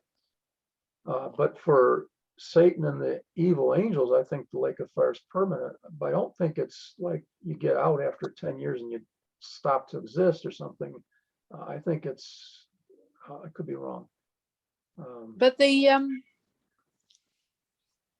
always be, because history repeats itself, there'll always be, even if we get rid of the main thing that's driving the beast, there's always going to be some version, I could see, of this ultimate totalitarian agenda. No, this whole thing started with Satan falling, Lucifer falling and becoming Satan. Once everything gets back to where he and then he functioned as the serpent to Adam, and Adam fell, and Lucifer stepped into Adam's headship and started functioning as the father of lies. Adam was first father, and now Satan's in his headship functioning as father of lies, and he's got a hierarchy under him. Once every living being on the earth that is in rebellion has been killed, this is like the flood, wiping the face of the earth clean of all evil, rebellious human beings. So there's no one there at all with any that has sin left in them. They've been sin left the face of the earth with those who died, and then all the other foundations of the world, Satan and his angels and the Nephilim and the Watchers and everybody else, is all judged and cast into the lake of fire. There's nothing left on the surface of the earth that has any sin in it. And there's no longer any serpent to come whisper into somebody's ear and start the whole thing all over again. the issue is completely dealt with, and it's not going to happen again. At least not with any of those players. I mean, unless somebody else equivalent of Lucifer falls, then I suppose it could start over again. But otherwise, I don't see it happening. I think at that point, at the end of the revelation of Jesus Christ, everything that causes rebellion or is rebelling has been cleared off the face of the earth and will not be showing up again. That is what I see there. So the 1,000 years is like a trial run of this is really, really great because the serpent's not here to whisper in anybody's ears. And before the 1,000 years comes, all the evil, rebellious men on the earth are killed. They've come against God's people, against Yeshua, and they've fought a war and they've lost a battle and they lost, and they're all dead. So they're not around anymore. Only those who are with him are left, and Satan is cast into the bottomless pit. So that means that his whole hierarchy is headless now. It's like cutting all the strings and all the puppets, and all the puppets have nothing to pull the strings anymore. This whole thing is just, this whole evil world system is. I find it very hard to believe, though, that there's so many layers of people that are not going to sin. Well, because if they don't have, that's because you only know people who were born with sin in them. We're going to come to the place where sin's no longer in us, and everybody else in the surface of the earth who's in rebellion is going to be killed. There's nothing for, there's not going to be any toeholds anywhere at all. There wasn't any when Adam was first created, other than sin that was in the serpent. It wasn't in mankind. None of yeah, but think how many people are on the earth now compared to then. Yeah, but he clears the deck. See, that's what the flood shows us. The flood shows us this complete clearing of all rebellion. Everything with rebellion, sin in it on the face of the earth dies. The only problem is that Noah finds grace in the eyes of the Lord, and his wife and his 3 sons and their wives get on the ark with him, and they've all got sin in them, and so does Noah. So it does start over again, only because sin is still in them. But it gotten so bad that everybody on the face of the earth, except for Noah, was always thinking sinful thoughts all the time. And I think probably he's the only one that wasn't. And that's why the Lord swept it clean, because it wasn't going to work, you know. It was going to get so bad that even Noah would probably get pulled in. Just like Sodom and Gomorrah. I mean, when Lot was there, it was so bad that it gobbled up Lot's family. His wife, who went with him to leave Sodom, looked back and died. His 2 daughters who went with him, unfortunately, still had that in them. They'd lived there, so they'd absorbed it because they'd been in the presence of it. And that whole thing wasn't good after that. But anyway, point being, the flood is the example of what it means to have a completely new earth afterwards. Because everybody. I just can't believe that there's going to be so millions and millions die who are sinful, and then there's going to be all these people who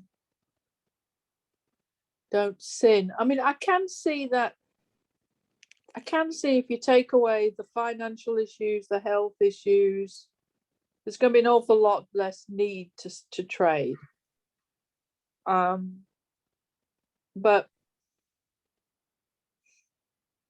you only have to look at a baby and see how much they're miserable, they complain, they don't appreciate things when they've barely had any corruption. It's a baby, right? A baby, yeah. Yeah, well, my 2-year-old looks in the eye and says, no. Exactly.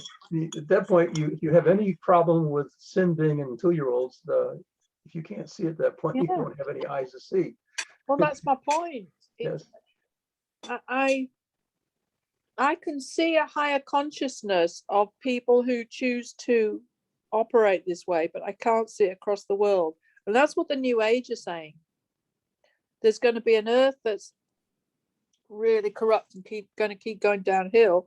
And there's going to be this, I don't know if it's a parallel universe or people are just ascending or living in a different place, in the same place, that are going to be love consciousness.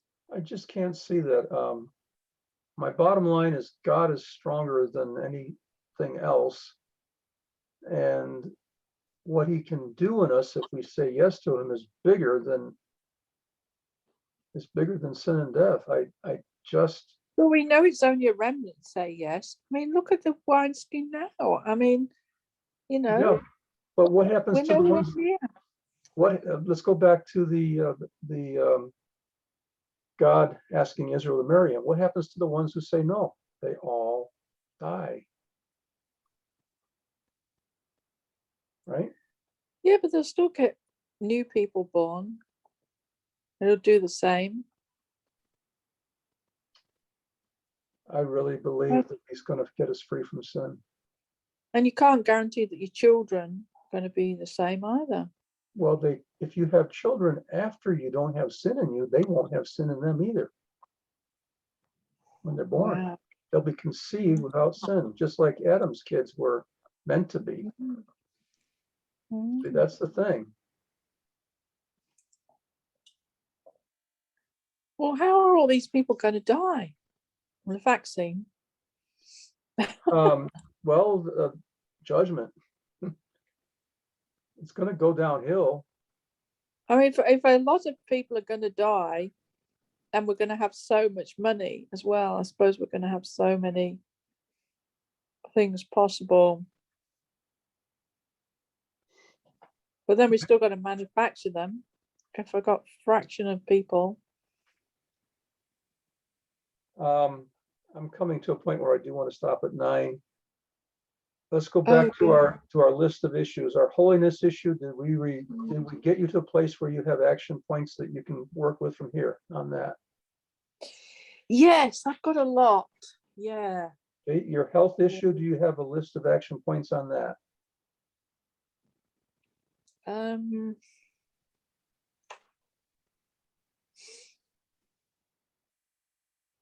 Not specifically health, but I think some of the other things will run through. I think what we did was we saw that you would not be carrying the burden for other people's decisions and so on, and that would take the physical pressure off your body. We talked about several things that would take the physical pressure off of your body because you'd be handling those issues differently, I think, is what we did. Yeah. Okay. And then on the age of rest, do you think about it for a moment? Do you have action points on the age of rest? First off, we define what rest is. Yeah, I know I've got to do an activation for the hurt of friends. That's what I need to rest from. Yeah. And we've identified a strategy that might move us a bit more that way. Okay.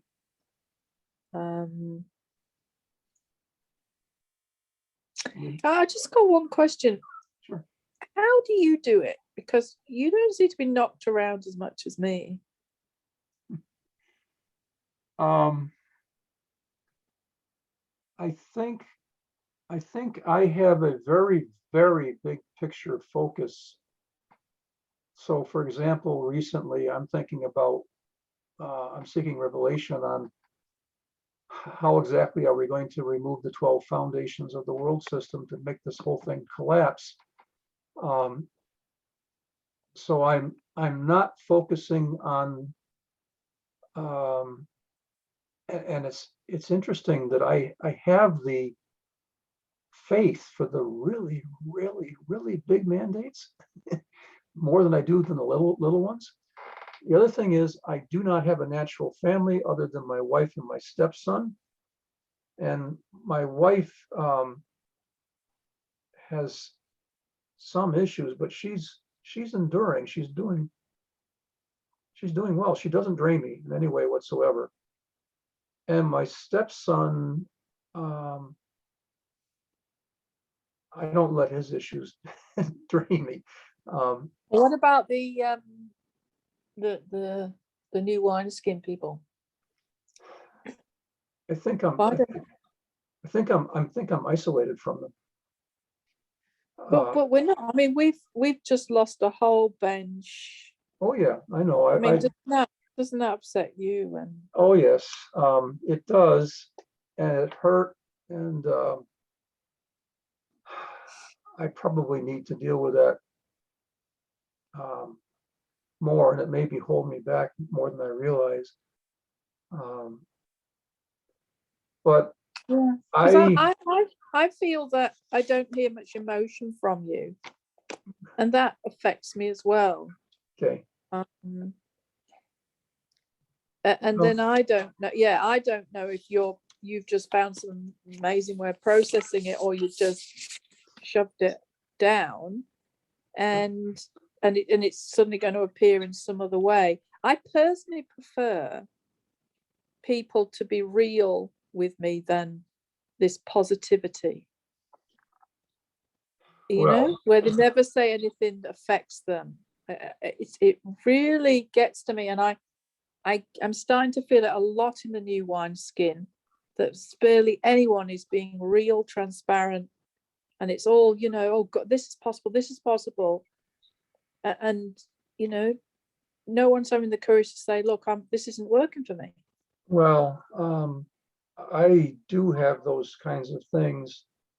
But I find that if I pursue those verbally in any way, I actually pull myself down in a major way. So I don't do that.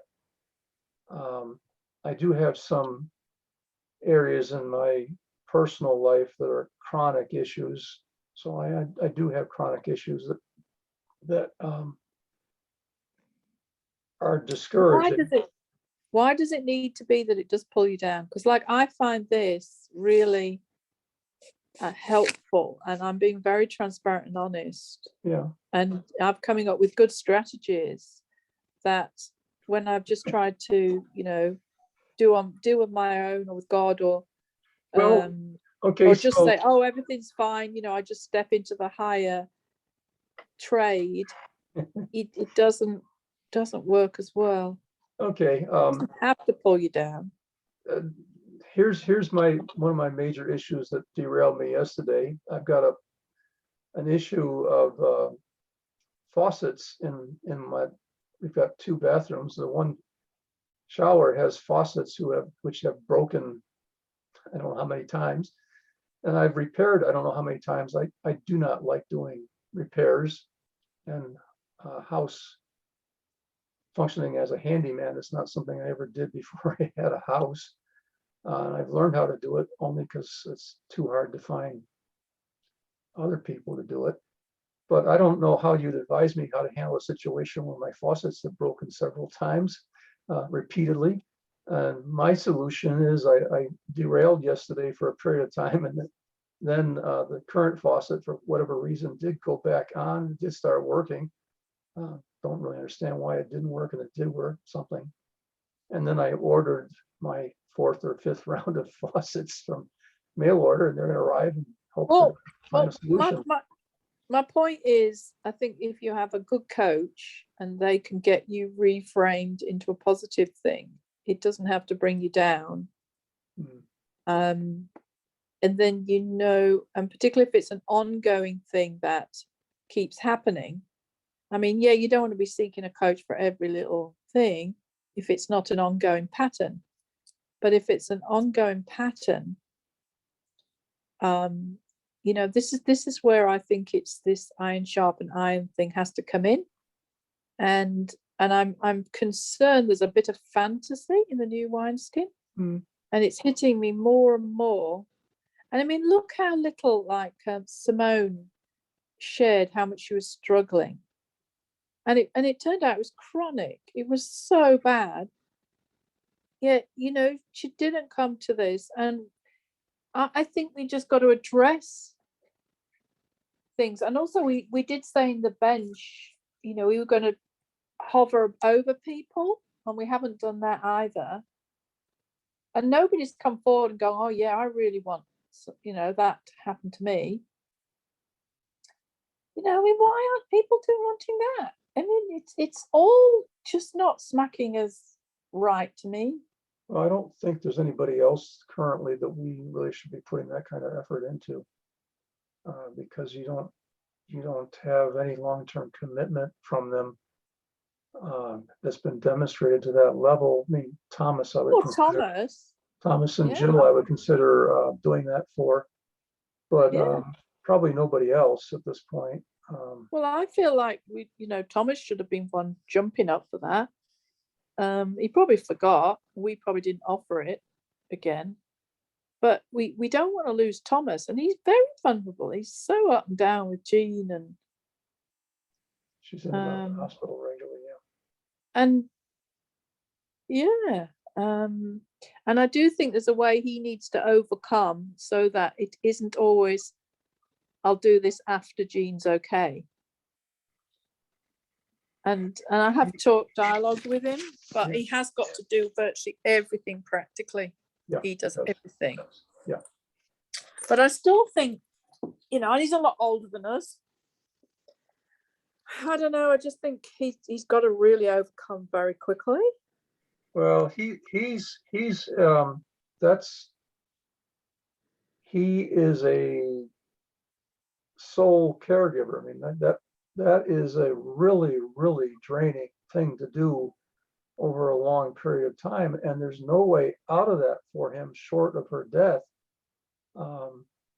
That will just continue unless for some reason she has a massive healing. That's what I'm saying. That should be another situation he should be really seeking help for, instead of going, sort of. I think it's because people it's their worst nightmare is to bring issues in front of a group. Well, there's certainly And I think that's what recorder on. I think that's what people have got it. Well, we can always do it without the recorder, and certainly not Facebook Live. Yeah. But I think it's part of the humility pillar, and I think that's why I've been brought to these situations where it's so bad I had to bring it. Plus, I've never had a problem, really. I always believe in being very transparent. I just don't like this fake, everything's wonderful with God and nothing goes wrong, and I just hate it. And I personally find it very limiting in terms of relationships, and how you can't coach people because they never admit anything's wrong, and then you're trying to dig out stuff, and they're just covering it up and not answering. Oh, it's all wrong to me.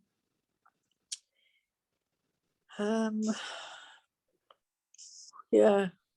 Well, anyway, my issues are going to be solved when the time that I'm able to get out from under this particular house. All the mechanical issues that I'm struggling with on a regular basis would all disappear once the house is no longer mine. That's really. No, I don't think, I disagree. I think all these things will constantly be an issue regardless of. No, not necessarily. If you're in an apartment somewhere, you call the landlord, they fix it all.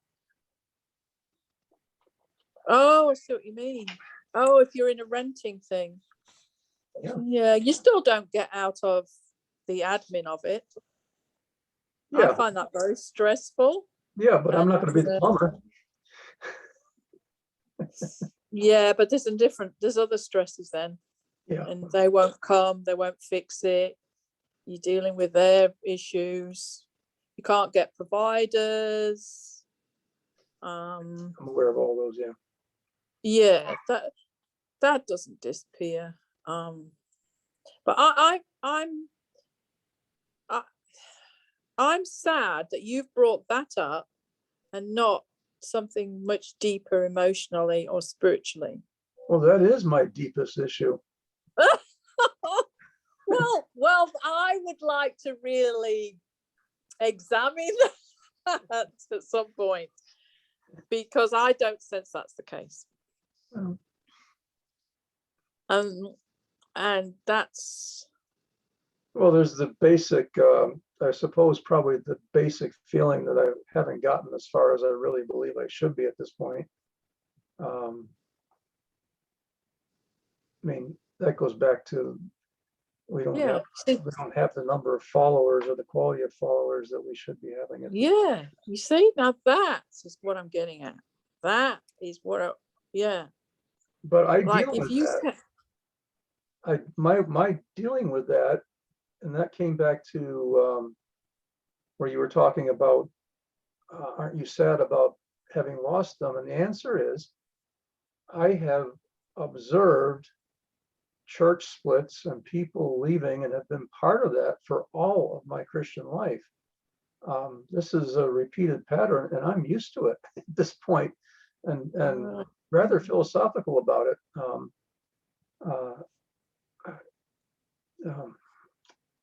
Well, you see, I think this is why I'm not, because I've traded into, I really thought we'd all committed to being a family ongoing. And I thought everybody agreed, they understood that, that's what they were in for. And now I realize they hadn't got a fraction of that understanding or acceptance or desire. And therefore I don't accept that this is an ongoing thing. And I don't even want to do this if this is an ongoing scenario. Well, I'm not saying it's being permanent either, but it hurt and such. But looking back, I can see. But you see, my point is, I think we were living in cuckoo land, that we weren't aware they hadn't bought into it. And the communication was of such a poor level that when we asked the questions, we never got an answer. And there was all this cover up, and we don't talk about anything that, is negative, and we try to keep everything positive. And it was just covering up this festering layer of worms, which I was picking up all the time was there. And I kept saying to you, this is not right. This group is not right. It's not right. And then eventually it all manifest. And that's what I feel we have to not accept, this is the way, the new wineskin always goes and the old wineskin did the same. We have to say, no, how can we do it differently such that we are, one, aware of it, two, can actually get those real conversations going. And did either of us go and really seek one-on-ones with Simone and patients? I talked to Simone on occasion, one-on-one, about those chronic issues. But at this point, I'm not sure that it's possible to go back and do that whole process over again, because the gap in spiritual ages between where we are and the people that are coming to us is it's huge. It's so huge that you cannot train them or function with them. You can't do that for them and function with them as a family. It just can't be done because the gap is too big. So I don't know. Either we get some people up to the place where we finally can do that, or somebody comes in from outside that's already there. But otherwise, I don't think it's ever going to happen again, except for those two possibilities. But maybe if the what we've seen with this strategy, if some people come in, it's almost like we have perhaps they'd want that dialogue more. We've passed through the parenting years, and they're behind us now. And it wasn't a happy situation, but they're behind us, and we learned all the lessons out of it that we needed to. In other words, my sense is that all these relationships, all these connections that all ended up leaving, every one of them had a function of bringing us fully on the journey that we're on right now. In other words, we all got as much goodness out of that connection as we were meant to on our end, regardless of what they did or didn't get out on their end. We got what we were supposed to get. and we did our journey, and I think our fathering is going to be a higher form of fathering and our than that. I don't think we're going to do that again. I sense as well it's going to flow a lot better with a person who sees the bigger picture, who sees families, sees that commitment of one body and not walking away. Yeah. It's going to flow. Yeah. It's almost like the Lord is doing a work where he's bringing a few individuals through into this high level remnant, and it's not going to be a big crowd. So like this bench of 12 gods for the house of God, or the bench of 12 Adams, or whatever it is for the house of Adam, maybe those at some point will be living connections at that higher level, and we'll all look at each other and say, oh, you're just like me, I can see it. You've all paid the price, you've all made the commitments, you've all come all this far, you're not going to trigger and run away, because you're beyond that point at this point. Maybe what he's building is up here and not down here. And we haven't seen it yet, but I'd almost like rather call in 12 to that and try to go back down lower and do it again down there. Yeah. But anyway, do think about my point, because there's something not right in the dynamic between you and I. Okay. And it's something linked with this cover-up thing, and it's something linked with your strength of faith and hope, and this is how it's going to be. But the reality is we're nowhere near that yet. And so, and also not wanting to challenge. I function in what you would call theoretical, and you function in what you call the practical. And I'm very happy in the what you would call the theoretical area. I'm very happy with that. It's not that it's fantasy, it's just that but it's a journey. Can you see what I'm saying? Yeah, there's a journey. And if it's so far in advance, people are just not going to even be able to relate to it. And there's an element I can't relate to what you just said, because it's so far out there, that we have to be able to get it back, particularly with the key people we're working with, to a point where they can, we can put the steps in place and not expect them to jump this cavern. Well, Jane, I don't see Thomas as having committed to OUB to that level. He's actually told us that he sees himself as a separate house from us.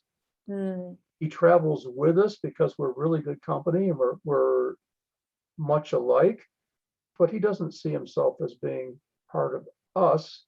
And Jill is to some extent, but she's not joining us and doing the work. I don't see anybody on the current radar that's but I think what I mean is doing it for each other, but also doing it for, when we do things like Facebook Lives, and we bring people along and don't assume, like this thing with the benches. I can't believe it's been that many years and I've only just got aware, and I couldn't even explain myself why a bench was the age of Melchizedek, and most are not buying into that, and we're just like,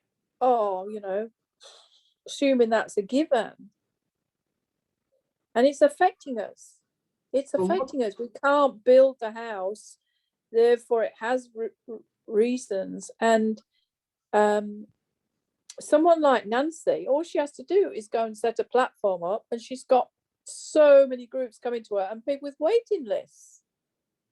Do you see what I mean? Because she's done other elements that we haven't addressed, She has no problem with networking. She has no problem with getting out there, connecting. She has no problem with asking for help. She even asks for help from people who say they're her mentor. She goes, no, you're my mentor. You know, I mean, all these things, she's not wrestling with this. We've been wrestling with this, gathering the ecclesia. No one wanted to do the gathering the ecclesia. You know, if you look at Ian, he partnered with Grant. Grant was absolutely committed and the best at gathering the ecclesia. He did all the work for Ian. Not that Ian, no, not all the work, but he did a lot, most of it with related to the nest. Ian had done an awful lot going around building relationships before that. Yeah. I've had to battle with all of you in the house not wanting to do gathering the ecclesia at all, or the barest minimum. And it's still an issue. I mean, I can't get Doreen to do a thing. Do you see what I'm saying? It's like, Yes. you know, we can't go around pretending that, you know, we just go into the theory of all this and this and this when we haven't got the basics. There'll come a point where we can't even function at all, and all we can do is our own little thing. Yeah, I do see where Ian has a whole bunch of people that come alongside him to do the nitty-gritty stuff for him. He functions in the headship and the forerunner thing, and there's a lot of folks doing all the administrative stuff for him. And for some reason, there's no reason why, no problem with them. All these helpers coming forth for all their houses. Yet our house is just, there's some huge issues. Yeah, well, and then you came to me the other day. I wanted to ask you about this. But maybe we need another time. But the whole thing around, I don't know if you responded about my point about why be Universal House and not this house. Yeah, And this house has, oh, you did, yeah. Yeah. I haven't read that yet. I don't have a desire to do the administrative stuff. I just don't, and the reason for it is, first off, it's not something I enjoy doing, but secondly, it's something I did professionally for 15 or 20 years out of because I had to have a job. But I know that, but So the point is, I think if you, what I sense is there's an element you haven't fully bought into the house, because you have bought into this theory that it's the universal house. But when you buy into a house, you get the supernatural desire. And I think that's what you need to tap into. And if you haven't got the supernatural desire, it means there's something that you haven't fully bought into. Well, I bought into it. It blew up. I don't like doing it either, but I just get this hunger to do it. Yeah. And so, but did you agree with my point, what I said on the text? I saw your point that you're not going to get to the end goal of universal without going through the intermediate goal of did you agree with that? Yeah, I agree with that. Maybe the theoretical is just easier to work with. It is. I mean, there's absolutely no and maybe doubt about that. Maybe this comes back to, hey, look, I did buy into all this and it did blow up. It was a really big mess and there's not much of it left. I mean, once all that blew up, we lost all of our leadership candidates with a few exceptions. And the ones but there's still an awful lot left in terms of what we've, you know, how well we're known, how many people follow us. You know, there's all that, our influence, the pages. Yeah. So you can't write it all off just because we haven't got 12 key leaders. Yes, but the family part pretty much got gutted. But I suspect that happens in all the houses. And all the fathers that were functioning as fathers pretty much got gutted, and the ones that remain are not functioning in that function. But that's not a reason to give up everything that we're doing. I think we just have to change the strategy, and we have to see why what the other houses are doing is a godly blueprint, I think. And I I sense this is what's happening with you is it's uncomfortable, the other bits. So you drawn to the things you find comfortable, but you're not seeing the consequences of that action, or it's not that big a deal to you. No, And no. then The bottom line is day-to-day life is very boring at this point and not particularly satisfying. And I'm not about to spend my time on something else that is not satisfying either. That leaves me with nothing satisfying. but it's not, I think you can change it. Once you change your perspective, it comes really satisfying. It's exactly what your spirit is craving, which is that relationship connection. And I think the way we would have built it is building relationships with people that we could have done joint Facebook lives with. And you would have got that immense enjoyment of connecting with them and fathering. And what's happening is you're substituting it with other people that won't give you that same level. So it's not something you wouldn't enjoy. See what I'm saying? I think you just got to get to that point where you are willing to put yourself out there and introduce yourself to people and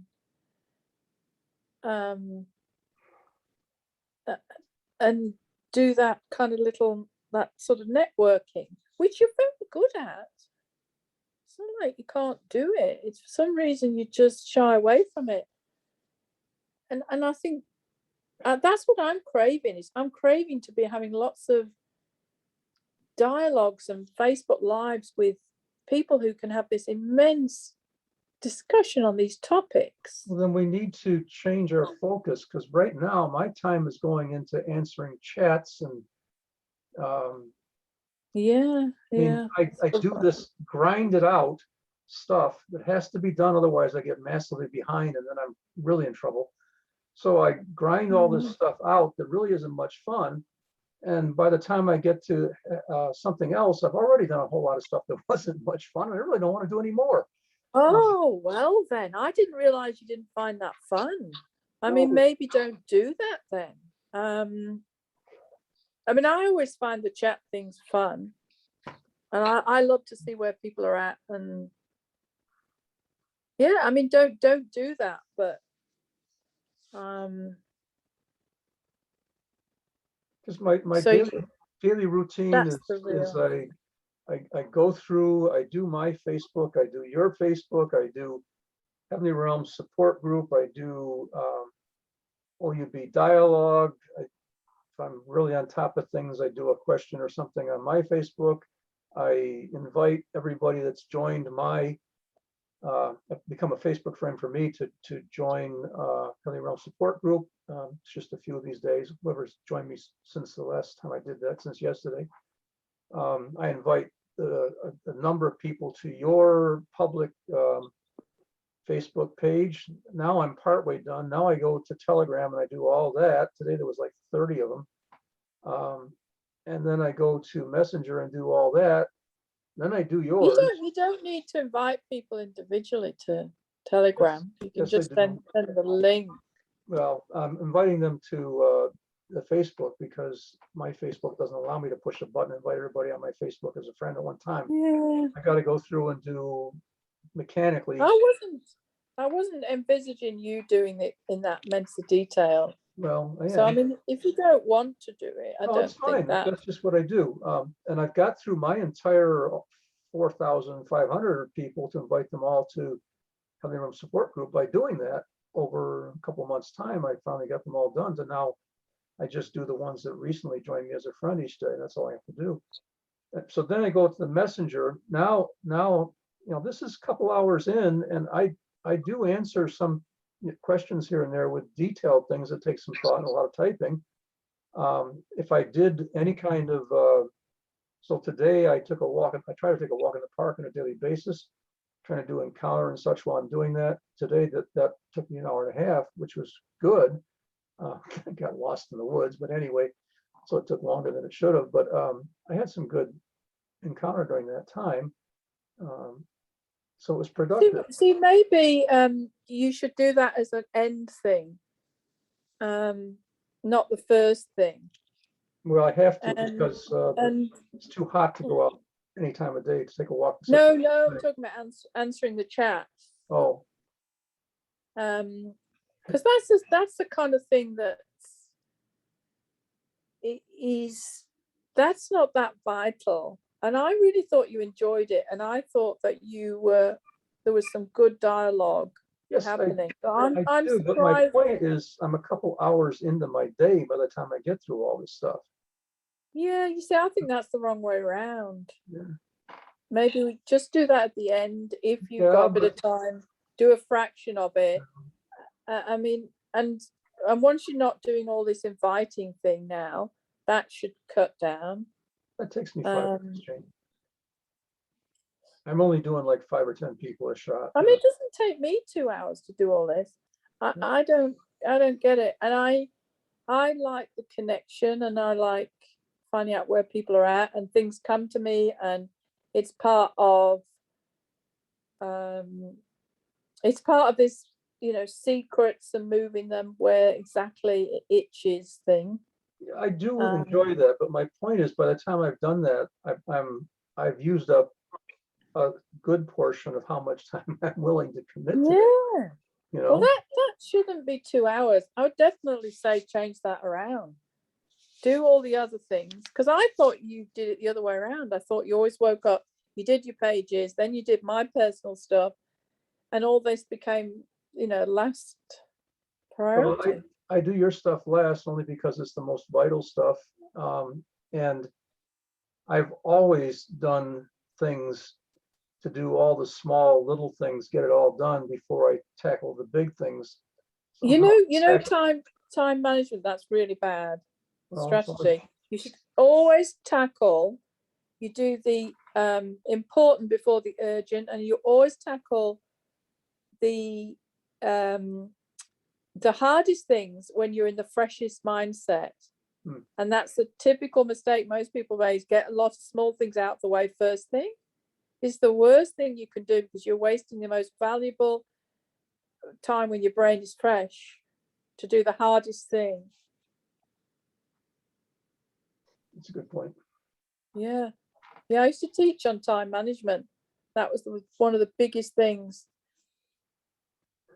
So maybe just do something that can change it around, that all this is fun. Okay. And then it's fun that you connect with people, and it's fun that you reach out. And I mean, my only felt from our last OUB meeting was to actually just stop all this, because for me it was stopping being fun, because I was getting hurt by the people's reactions too much, connecting with these leaders. But I still want the fruit of it, that we should be there dialoguing like the rest of them are. They're all networking with each other and having meetings and doing this with high level leaders, having the most intense discussions, and we could contribute and be part of that, and we're not. And how do we get from here to there? I mean, I know part of it is my identity issues, that after a certain point, if I don't see people open, or they give me these standard responses, I get hurt and I back off. They don't. They're just like, doesn't care, they're just, and they're so confident in their identity. And you've got half these people who know a fraction of what we know, and yet they're out there, so confident doing things, and we're not. And I think both of us have got identity issues with this. We're not half as confident as they are, other than when we're on our own. We're great on our own. Facebook Live, we both feel really free and able to share. And then the moment we get with other people, it's like, oh, we got to tiptoe around. But they're not like that. Well, they're part of the conference circuit. They've all, Yeah, dinner together. yeah, that's right. They've all got that experience that we haven't. We don't have any of those connections to the actual ecclesias that are out there, they're still circulating amongst that. And we're not. We don't have Yeah. the conference thing. We're just not we're just not part of the group. And they haven't brought us in, which I think is really sad. Anyone could have invited us for a. And I'm not willing to go join the nest at level 1 to get into the group,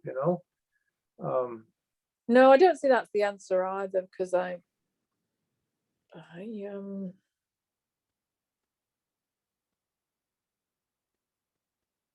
it's not the answer for you and I. It's wrong somehow. We're a higher level father. We're meant to father a house. We're not meant to be teachers in a house. And that's what's coming out of us.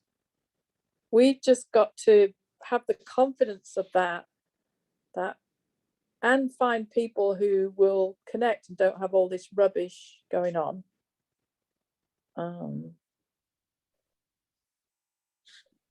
Yeah. Anyway, we better leave it. Okay. I don't want to cause you any more time, but do think about it, because Okay. something under there as well that's linked with our own personal development and what the blueprint is, and are we rushing to the end before laying the foundations? Oh yeah, that's one of the words that came out in that OUB meeting, that God was trying to lay more foundations and we were trying to rush to the end. Yeah.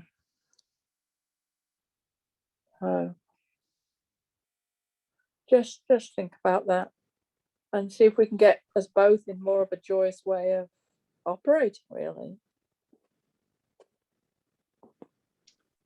Okay.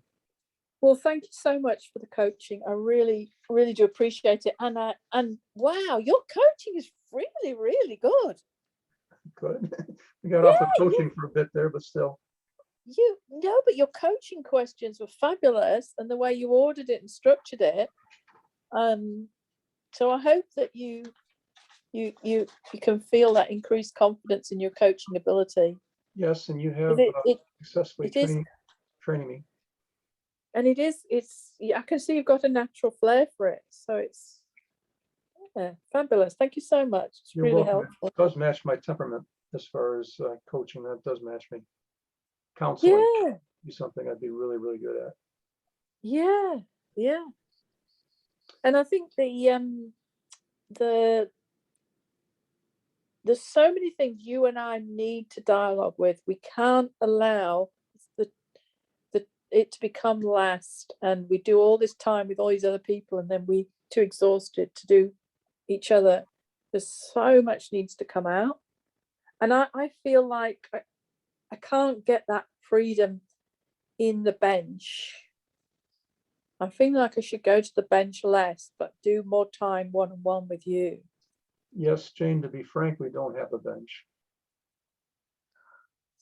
To be frank. Well, it's hanging on. We've got 8 members. Yeah, but the level that most of them are functioning at is not really contributing. Yeah. We've got Jill and we've got Thomas, and I don't think we've got anybody else that really is functioning at a level that's really Doreen's got a huge. And Doreen, I'm sorry, yeah, Doreen as well. Yeah, she's coming along fine. Yeah, and Gina has so much potential. She can do the really big mandates and not struggle. So I think we've got to be careful not to think about it negatively, because in a way we're functioning at a much higher level than some of the benches are. They function very differently. So in that sense, we can be really encouraged. And I feel like it's something we've got to still keep fighting for, because we do need it. We have to do these governmental mandates.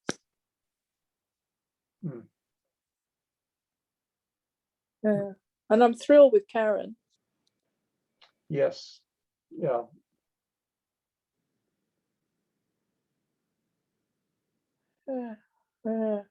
Okay, I'm going to turn recording off now.